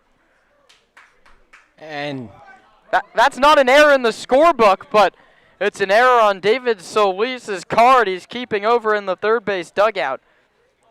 That play, I mean, the only way I can kind of explain that is if Gonzalez didn't think he had Keys at all, throws home to prevent either an error going to first trying to squeeze it in or to prevent Pulowski from advancing. But, I mean, Keys was hustling hard up the line. It's always a hard run from Keys and probably safe there, but, I mean, he'll take an infield single every day. And I think the situation there is I have no qualms with him if he just holds the baseball, but you don't throw to first because it's a jump throw across your body. Why make a throw at all and risk yet another error? Instead, it's back-to-back singles, and the Stompers are rallying. Keys is going to steal second base. He had 8 in the regular season. He adds 1 here in the postseason. And maybe you're right, Roman. He threw home to make sure that the runner Pulowski couldn't score, but I think if he just held the ball behind second base, Connor wasn't running either. An odd play. Either way, it's an 8th hit on the day for the Stompers and the 3rd time aboard for Keys. 1-0 pitch to Meadens, high 2-0. And if Quinn gets aboard, Max Handren would dig in with the bases loaded with the chance to put this game on ice.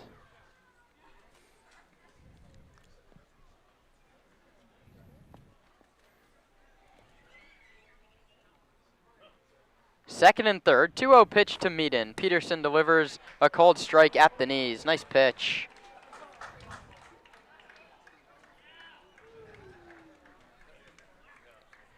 The Stompers 2 massive insurance runs. With a 5-run lead, do you think about going to maybe Klosterman, maybe Polis? You save Pelja for later in the weekend? 2-1 pitch. Meaden takes up 3-1. I don't think 5 runs is enough to do that. I think if I know Haroon Pelja, which after a long season I'd say I do, he's a guy who's going to go Sunday whether his arm feels like it or not. A true, just hard-nosed ball player wants to help his team win, and if they needed him Sunday, they'd have him. 3-1 pitch coming to Quinn Meaden. Bounce back up the middle. Another chance for Mora. He leaps up. He throws to first low. Dug out by Wilkes, who just barely keeps his foot on the bag. But the Stompers tack on 2 much-needed insurance runs. Middle of inning number 8. Sonoma 9, Conejo 4. The Stompers 6 outs away from taking Game 1 of the CCL Championship Series. And you're watching it on the Sonoma Stompers Broadcast Network.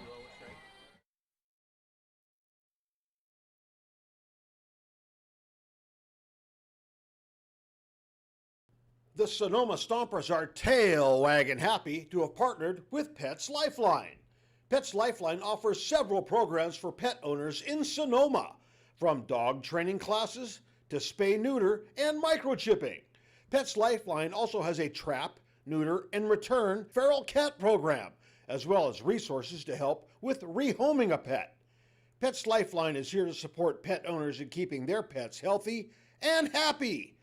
Pets Lifeline is also hosting Bark in the Park on July 28th, so you can bring your pet to a Stompers game.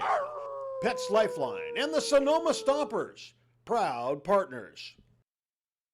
The Sonoma Stompers are proud to have teamed up with Park Point Health Clubs this season. Let Park Point's innovative fitness and lifestyle programs improve your quality of life through our Focus 30/30 nutrition and training program. Or take Pilates classes, learn kickboxing, get back on the bench with our weight training program. We have personal trainers and, check this out, we even have childcare to help you create the time to become the best you can be. Park Point Health Clubs are located in Santa Rosa, Healdsburg, and right here in Sonoma. Park Point Health Clubs and the Sonoma Stompers, proud partners.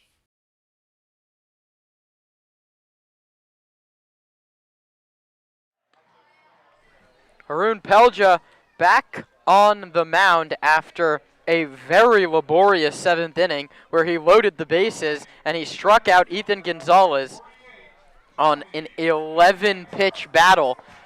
Home plate umpire Mac Ponce rung him up on a nice little breaking ball that caught the zone.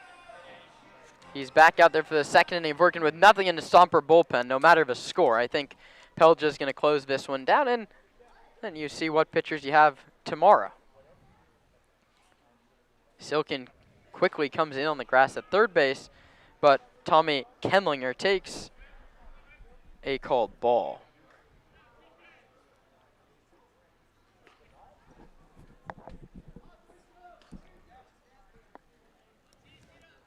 Pitch is sent towards right field, chasing back Meaden, but he has a beat on it, he's under it, and he makes the catch.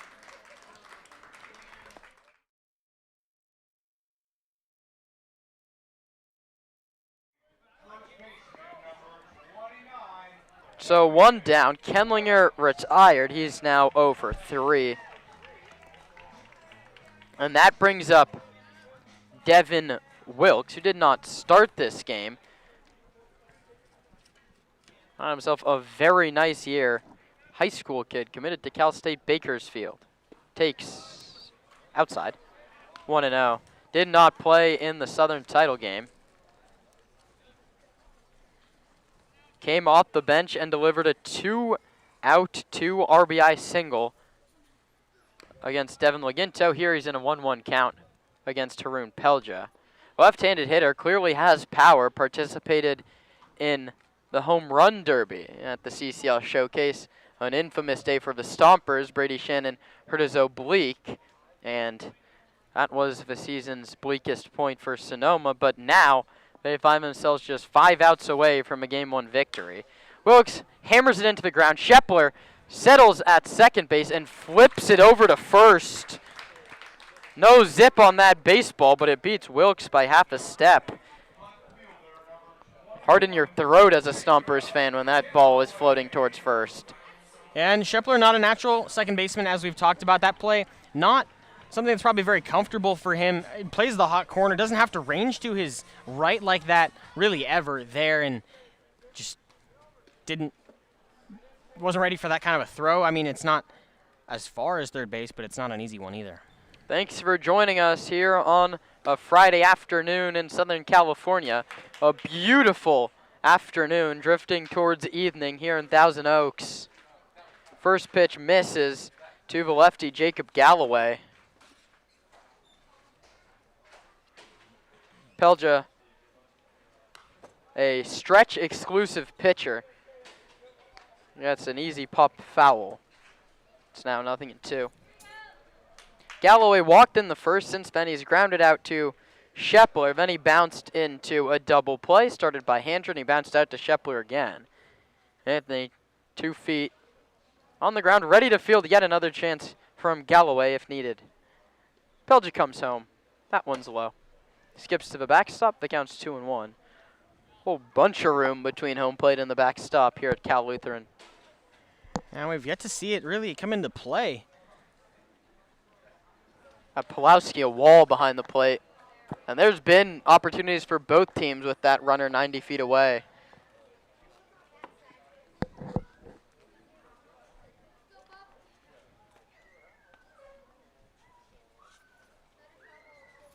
Two-one pitch.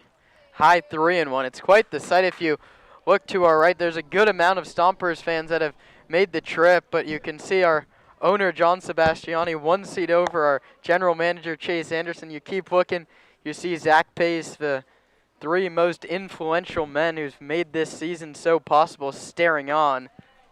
That one misses outside, ball 4. Jacob Galloway earns a walk. No one has taken their foot off the gas here with a 5-run lead. Everyone looking on, sitting on every pitch, and here comes former Stomper Tyler Hawley.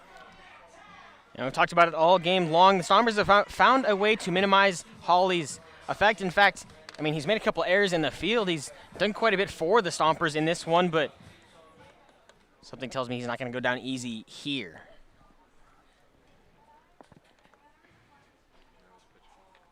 Hawley takes a called strike 1.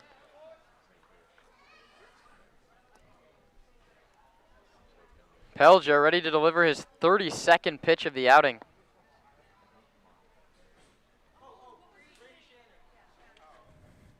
Oh, 0-1 coming to Hawley.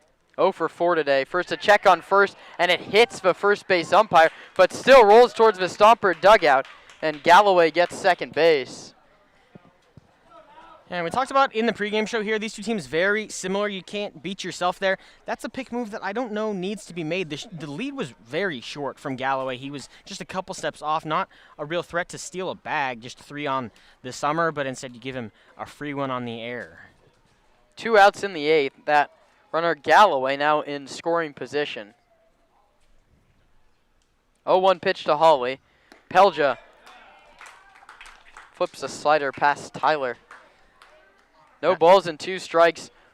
1 pitch away from sending us to the 9th. Haroon stares in at Pulowski. He does stand stock still with the ball in his right hand and just stares towards the hitter. Right now it's Hawley in the righty batter's box. 0-2 pitch, high and tight, 1-2. Reach back for 85 towards the head of Tyler Hawley.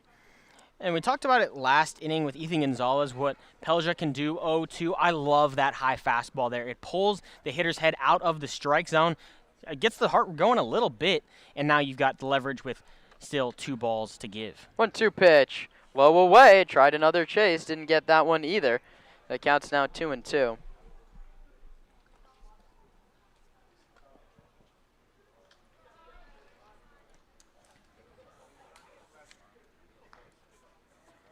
Runner at second base, that's Jacob Galloway. There's 2 outs in the inning and a 2-2 pitch coming to former Stomper Tyler Hawley.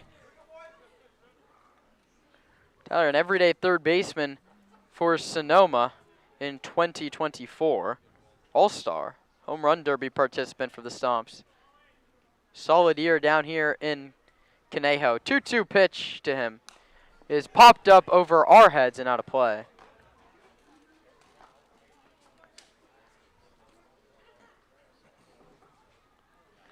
Devin Laginto went 6 innings pitched, allowed 4 runs, but pitched with a lead for a majority of that time. Pelja worked a shutout 7th, left the bases loaded. Now he's pitching in the 8th. Hawley bounces it foul. Another long at-bat against Haroon Pelja.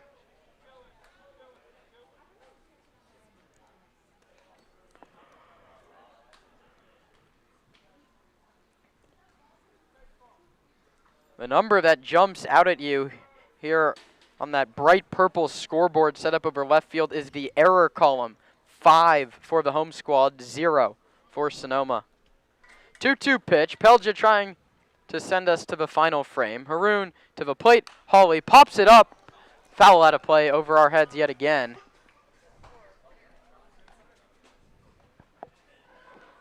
We're set up right at the screen, just to the first base side of home plate here at Sparky Anderson Field on the campus of Cal Lutheran University. 2-2 from Pelja. Hawley takes a called strike 3 outside corner. Max Ponce sends Hawley packing and sends us to the 9th. 1 frame left with Sonoma leading it 9-4.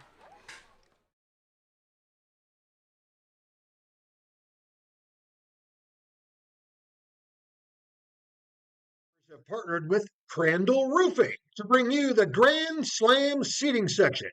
All grandstand seats are now sponsored by Crandall Roofing, the best roofers in the North Bay. Let your next roof be your last roof.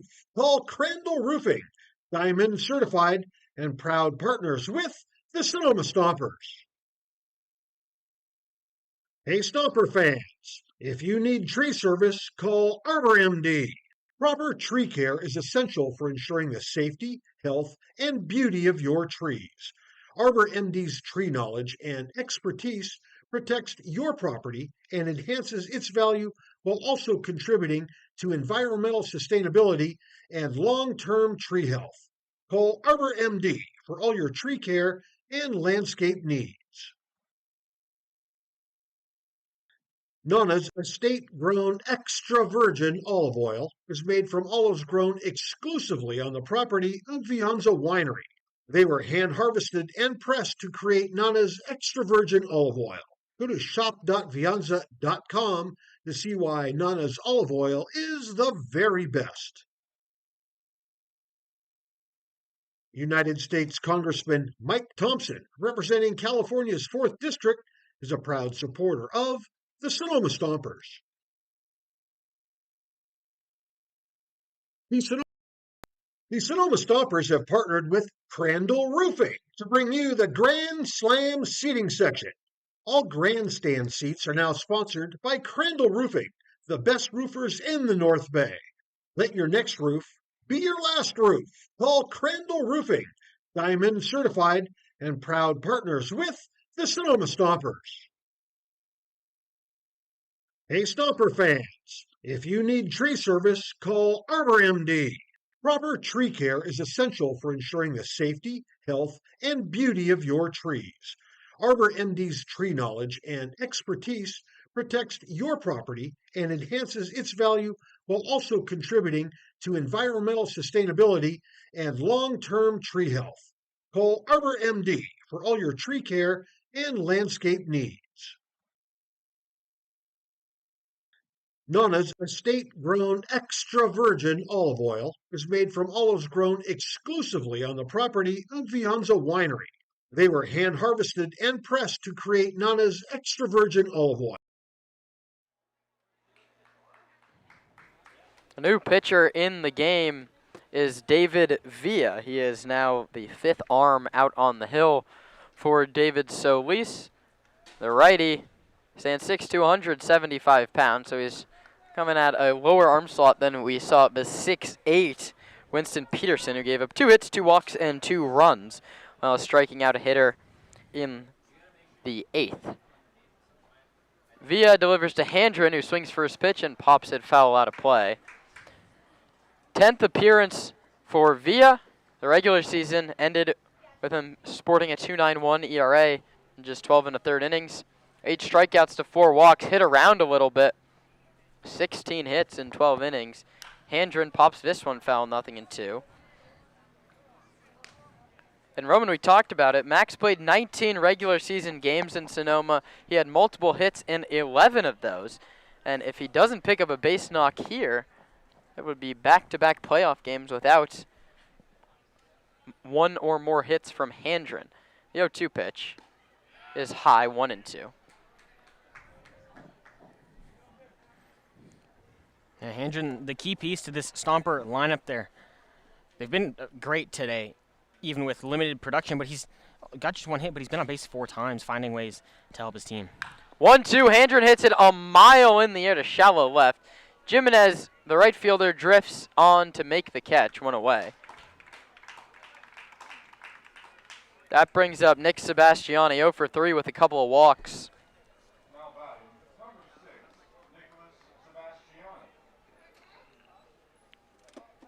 Nick, a right-handed hitter, coming off the game of his life. 3 hits, capped off by the walk-off 2-run shot Wednesday at Arnold Field. Seeing to produce on the road, and he hits it hard right at the shortstop Mora, who fields a nasty hop and throws to first base in time. Well, it's been a unexpectedly difficult day at shortstop for Mora. He handled a tough hop very nicely there. 2 outs in the top of the 9th.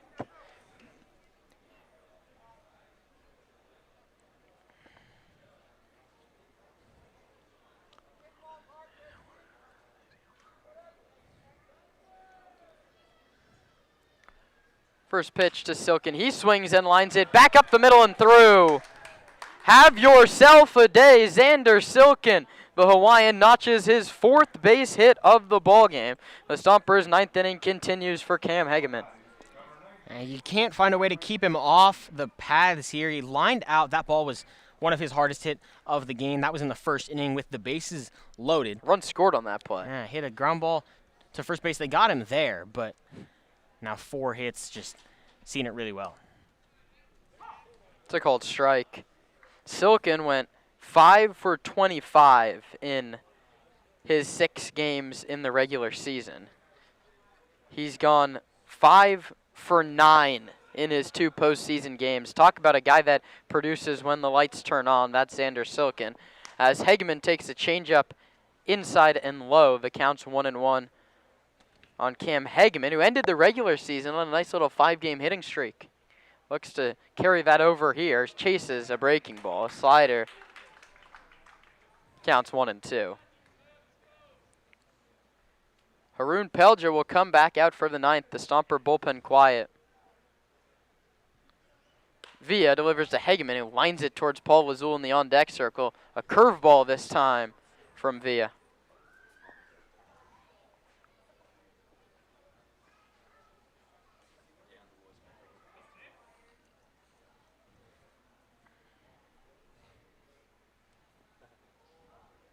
One-two pitch. Hegeman takes high 2-2. Cam grounded out in the 1st inning, lined out in the 3rd, flew out in the 4th, walked in the 6th, and struck out in the 8th. See what he does with his 6th plate appearance of the ball game. 2 balls, 2 strikes, 2 outs. Villa to Hegeman, pop foul out of play.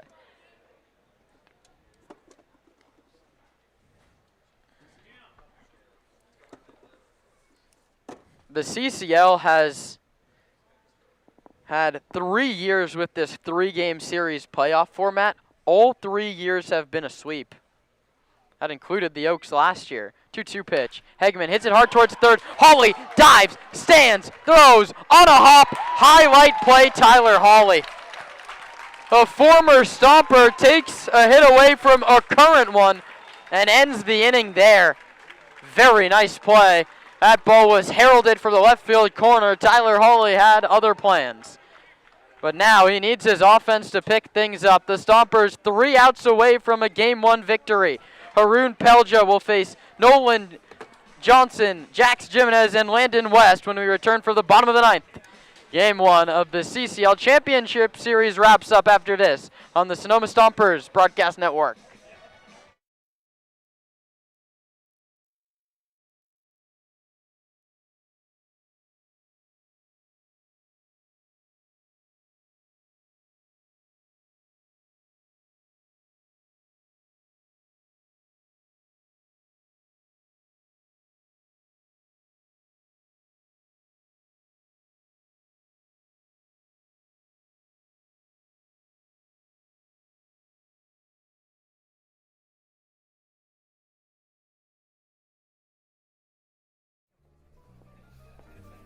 Nestled in the heart of Sonoma, Verano Cafe stands as the answer to locals yearning for wholesome food. Opened by Veronica Perez and Carlos Rubio, this cozy diner is nestled conveniently at the crossroads of Highway 12 and Verano Avenue. At Verano Cafe, breakfast, lunch, and dinner are experiences crafted with love and local ingredients. Each dish is a symphony of taste.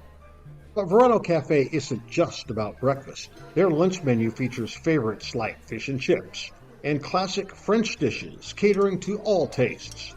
Dinner includes house-made pasta dishes and elegant entrees.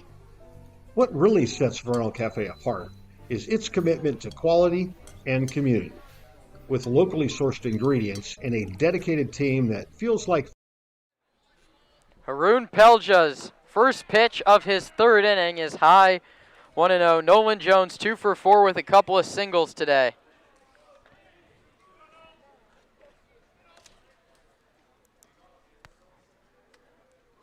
Pelja delivers. This one's bounced towards shortstop. Handren on the backhands, long throw, dug by Lazul.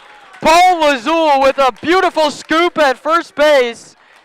2 outs left before a Game 1 win.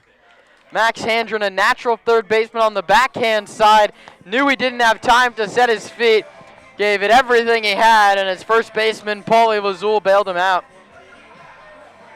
And throws that one off the back foot there, skips it in there in time. A cannon on the right side of Max Handren. That brings up a left-handed hitter, Jax Jimenez, and he takes low, sporting the bright green cleats of the University of Oregon, a Duck in 2025 was Jimenez, where he got 15 plate appearances, 3 hits, a double, and he drove in 3. He takes low and inside 2-0.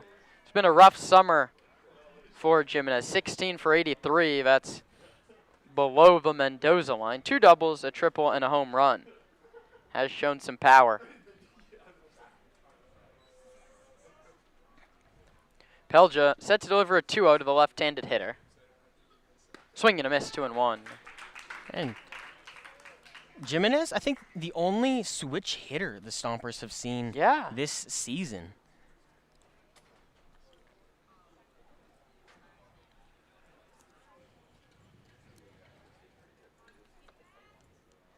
Two-one pitch from Pelja. Swing and a miss, 2-2. That one caught a piece of Pulowski. Max wants to walk out in front of home plate to give Pelja a new baseball. Connor takes that glove and off in a little bit of pain back behind the plate. You can almost taste a Game 1 victory. The Stompers well out in front, 9 runs to 4. 1 down in the 9th. I don't know how many people expected Sonoma to come dominate like this in Game 1. Pelja's 2-2 is low, 3-2.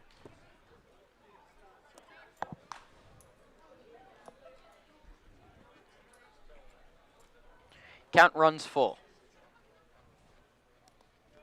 Right on left. Pelja's pitch count continues to rise, but Zach Pace has said he's going to manage this game to win and worry about it come Sunday. Pitch from Pelja just misses high. And it's a 1-out walk for Jax Jimenez. He's on first for Landon West. Powerful right-handed hitter from Katy, Texas. And now a walk in every inning for Pelja so far. Hasn't allowed a run yet. Going to look to minimize the impact of that one. But that's what he does. He works himself in and out of trouble. He's done it all season long. We'll see if they send Jimenez from first base. They don't, and it's high 1-0. Jimenez stole 5 bases on the season. Also went 3 out of 4 stealing bags for Oregon. Pelja delivers. That's a breaking ball in there for a called strike. He had just 15 plate appearances in 28 games and 3 stolen base attempts. You'd have to think he could have been sort of a pinch runner type of player for Oregon. A pitch just misses 2-1.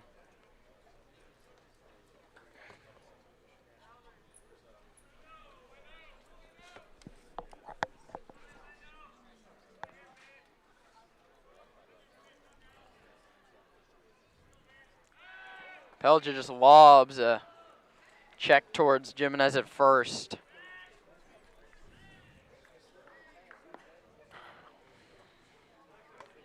(2-1). Pelja looking to polish off a Game 1 victory. Haroon delivers. Popped up, back behind the plate, and out of play. A towering fly ball that just went straight back. 2-2.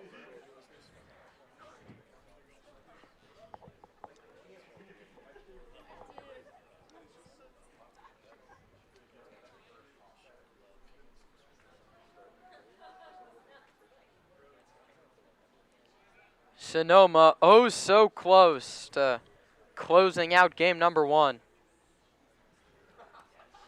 Pelja delivers high 3-2.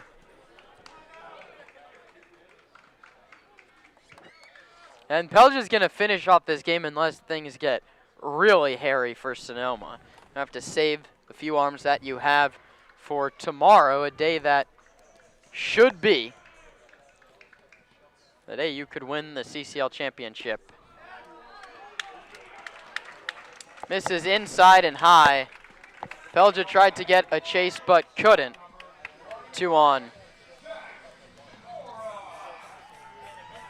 So back-to-back 1-out walks. Pelja has to work out of traffic in the 9th like he did in the 7th and the 8th.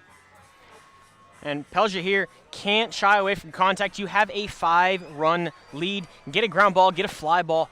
Doesn't matter what it is. You've still got a couple guys before the tying run even comes to bat. You don't want it to get to that point, but walking guys is going to get you there quicker than a ground ball. Pelja just has to pitch the ball in the zone. Stomper defense has been so good today.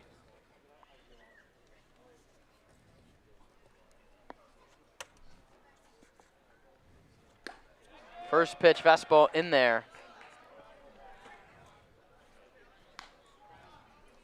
Nothing in 1. More a right-handed hitter from Westmont College. Digs in from the right side. First and second, 1 out here in the 9th. Pelja feels like he commands the game out on the mound, the way that he stands, the pace that he plays at, and he hits him. And Zach Moore is irate. He fires the bat and stares back out towards Haroon. I don't know if that's a fight you want to pick with the 6'5" Australian right-hander. Haroon hit him last time those two did battle. That was in the 7th. He wasn't too pleased then either. Chris Albee grabs a baseball and walks down the right field line to the bullpen, and Zach Pace will slowly meet his team at the mound. All of a sudden, the bases are loaded here in the 9th inning. Stompers lead it 9-4, but tying run in the on-deck circle, and Ethan Gonzalez, who has seen a lot of pitches from Pelja, 11 to be exact.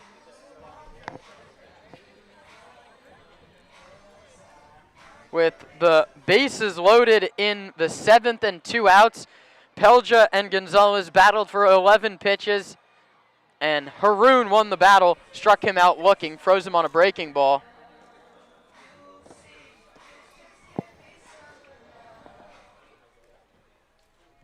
The Oaks have the bases loaded, looking to claw their way back in what would be an improbable comeback here in the last of the ninth.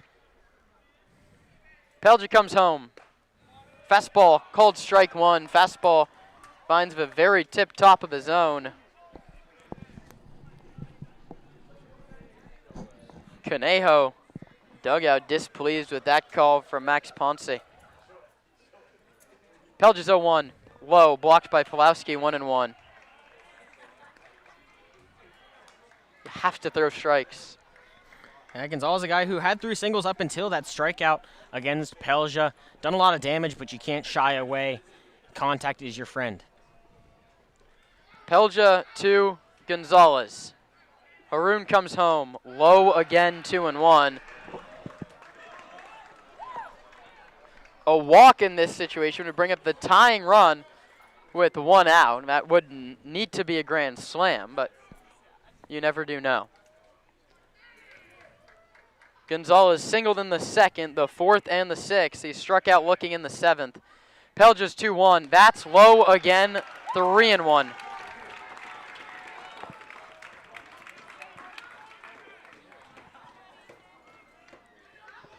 Nothing comes easy. That's the fun of playing deep into the postseason.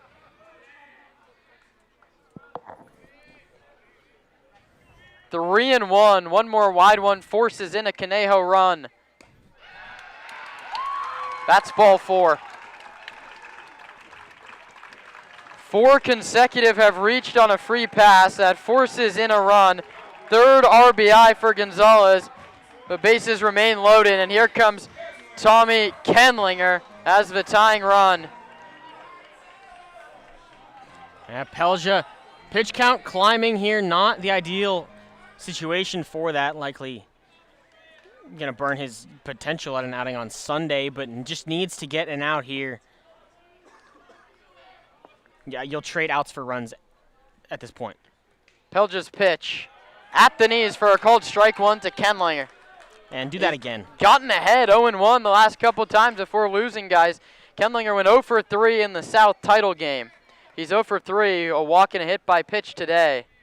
He represents the tying run in the 9th. Pelja delivers. This one's bounced through the left side. 1 run scores. Everyone else plays station to station. It's 9-6. Sparky Anderson fields rocking. Here comes a home run derby participant in Devin Wilkes, and here comes Zach Pace.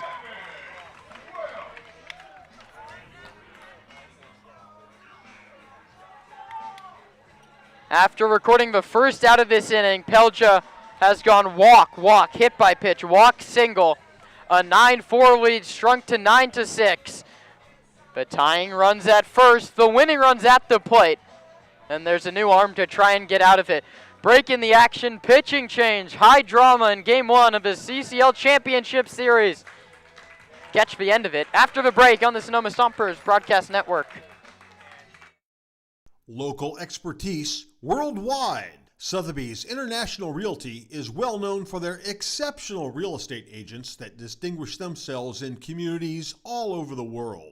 To learn more about real estate in Napa, Sonoma, San Francisco, and the rest of the Bay Area, or around the globe, contact Sotheby's International Realty Wine Country Brokerage at 707-935-2288. That's 707-935-2288. Sotheby's International Realty. The Sonoma Stompers are excited to have Jacob's Restaurant providing all of our concessions this season. At the ballpark, you'll find gyros, Chicago dogs, pizza, and salads. But in their restaurant, you'll find an outstanding menu featuring the best Mediterranean-style offerings in town. Seafood linguine, chicken piccata, ravioli, risotto, pizza, and so much more. Don't forget to try their desserts. Jacob's Restaurant is located on 1266 Broadway, right next to Traintown. Jacob's Restaurant and the Sonoma Stompers, proud partners.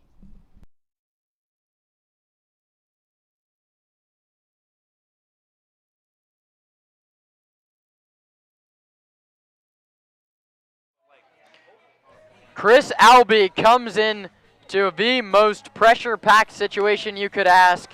The right-handing sidewinder from Centennial, Colorado in his second season with the Stompers. This year he's posted a .218 ERA through 9 games. He enters the ball game with the bases loaded and 1 out, Roman, in the bottom of the 9th. Tying run at first, winning run at the plate. This one went from cool, calm, and collected to very nervy for the Stompers fans in attendance. And it's not the deepest bullpen that Zach Pace and company would like, but Albie the closest thing they've got to a shutdown arm this weekend, and he couldn't enter the game in a more pressure-packed spot. A grand slam ends it, and a home run derby participant steps in from the left side. Albie needs to be sharp here.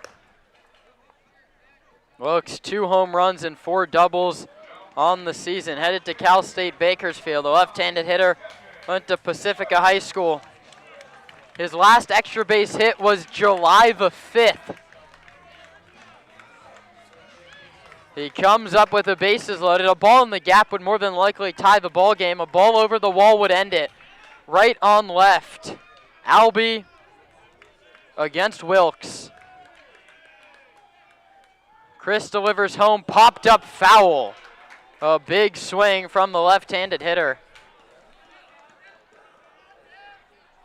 What a story this would be.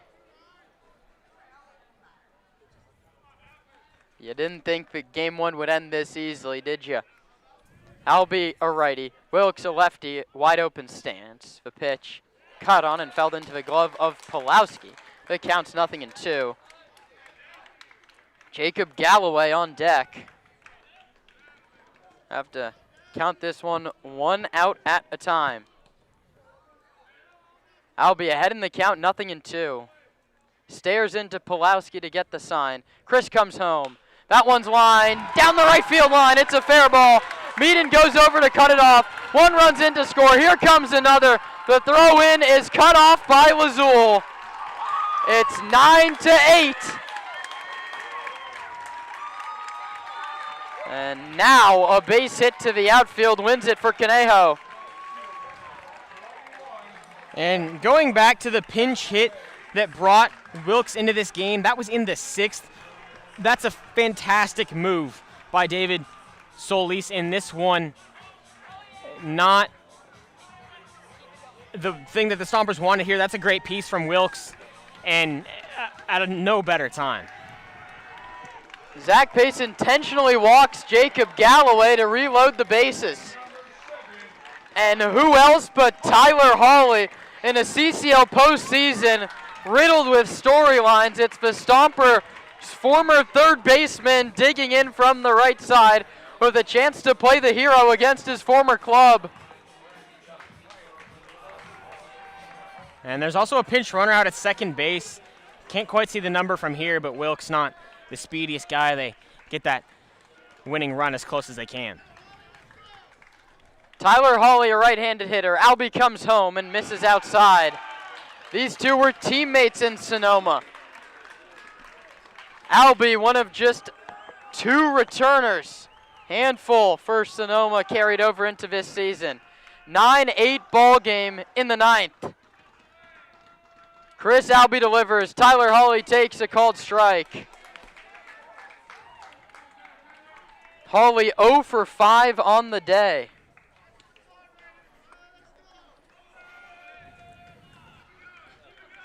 Tying run at third base. Winning run at second. Connor Pulowski will redo the signs with Chris Albie. Tension building. It's at its peak. Bases loaded. 1-run game in the 9th. Albie comes set and comes home. Hawley swings and misses. Late on 82.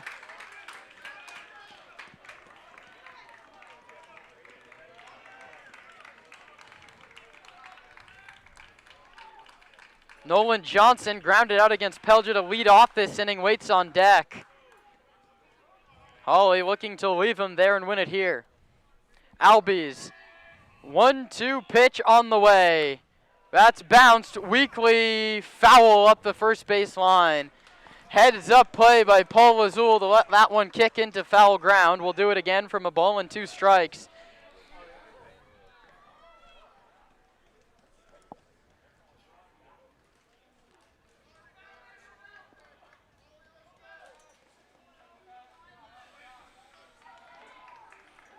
Biggest moment of the season. 1 ball, 2 strikes, bases loaded, 1 out in the 9th. The Stompers clinging to a 9-8 advantage.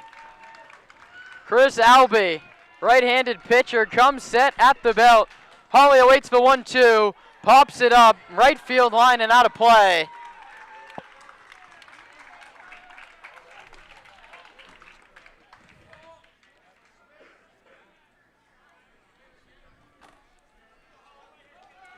Tyler Hawley was an everyday guy for the Sonoma Stompers in the summer of 2024. Took his talents here to Conejo in 2025. Albee's 1-2 pitch to him, outside 2-2.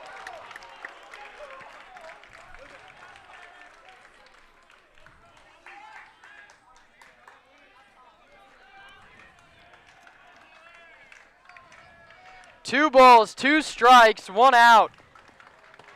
Bases loaded here in the 9th. Chris Albee stares into this line and delivers. That one's line down the third base line. Fair ball. Tyler Hawley walks off his former club. A 6-run 9th inning. The Conejo Oaks have stolen game 1 from the grasp of the Sonoma Stompers in gut-wrenching fashion. Sonoma falls 10-9 to Conejo. They entered the bottom of the 9th inning with a 9-4 lead. The Oaks scored 6 runs, and to their credit, they celebrate out in shallow left field. They mob Tyler Hawley, who breaks the hearts of the fans that loved him just 365 days ago. Conejo takes it 10-9 final. We'll be back with the postgame after this.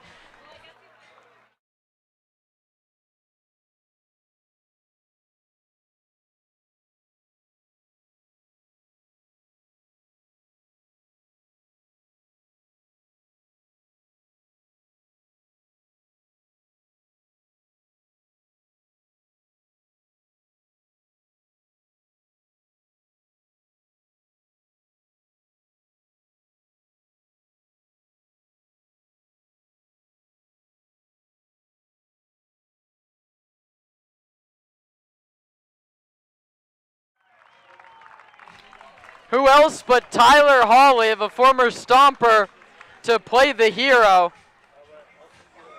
And the Sonoma Stompers and their fans are in stunned silence. Sonoma led this game 9-4 going into bottom of the 9th inning.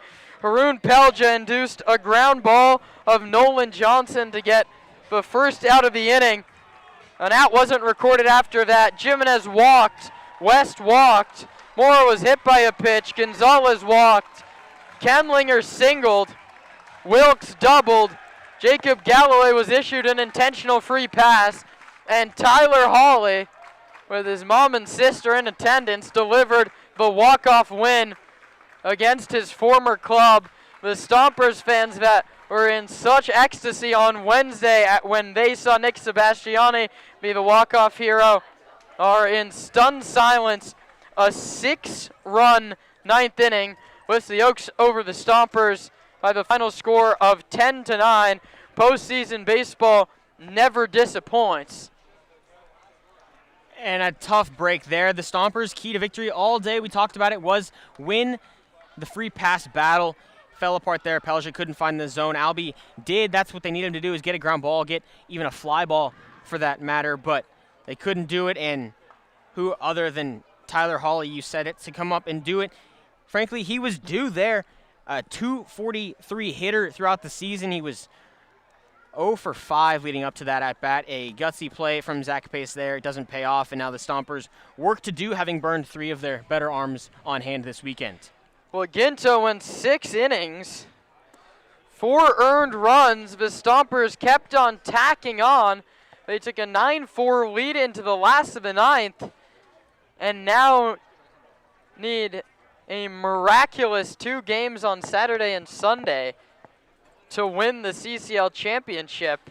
And I'm still at a bit of a loss for words. These have been the 2 craziest baseball games I think I've ever watched. The Stompers walk it off on Wednesday on a 2-run home run, and then Conejo, a 6-run 9th inning, wins game 1. And now the Oaks and David Solis are just 1 win away from back-to-back CCL North titles.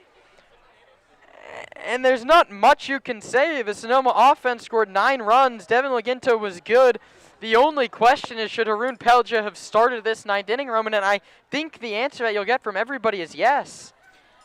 Yeah, that's a move that the coaching staff and company are going to stick behind. There's no reason to go to the pen if you don't have to. The plan the whole time was, get Devin Laginto as far into this one as possible, use as few of arms as possible, and it backfired, and the Stompers work to do tomorrow. 10-9 the final. David Villa the winner, Haroon Pelja the loser. Chris Albee will be credited with a blown save, and Tyler Hawley breaks the hearts of the Sonoma faithful. Who else but Tyler Hawley here in Game 1 of the CCL Championship Series? Well, that's a wrap from Day 1 coverage. Conejo stuns Sonoma by the final score of 10-9 on the backs of a 6-run 9th inning, where the final 8 hitters reached base. Tyler Hawley, the walk-off hero. Haroon Pelja, the loser. David Villa, the winner. The series far from over. The best out of 3 will have to be won with back-to-back wins from the road squad. The Stompers and the Oaks do battle again tomorrow at 4 o'clock. The pregame show starts at 3:45. Sonoma still has a chance to bring home the title. The Northern champions have shown fight all season long. No need to give up on the ball club now, and we'll see how it all plays out tomorrow in the late afternoon. But for now, for Luca Sebastiani, who's doing both the analytics and the technical directing of the broadcast today, and my broadcast partner, Roman Raffelli, I'm Kieran Costa, signing off from Game 1 of the CCL Championship Series. The Stompers fall 10-9. We'll see you tomorrow at 3:45. The Stomps need back-to-back wins to save the season.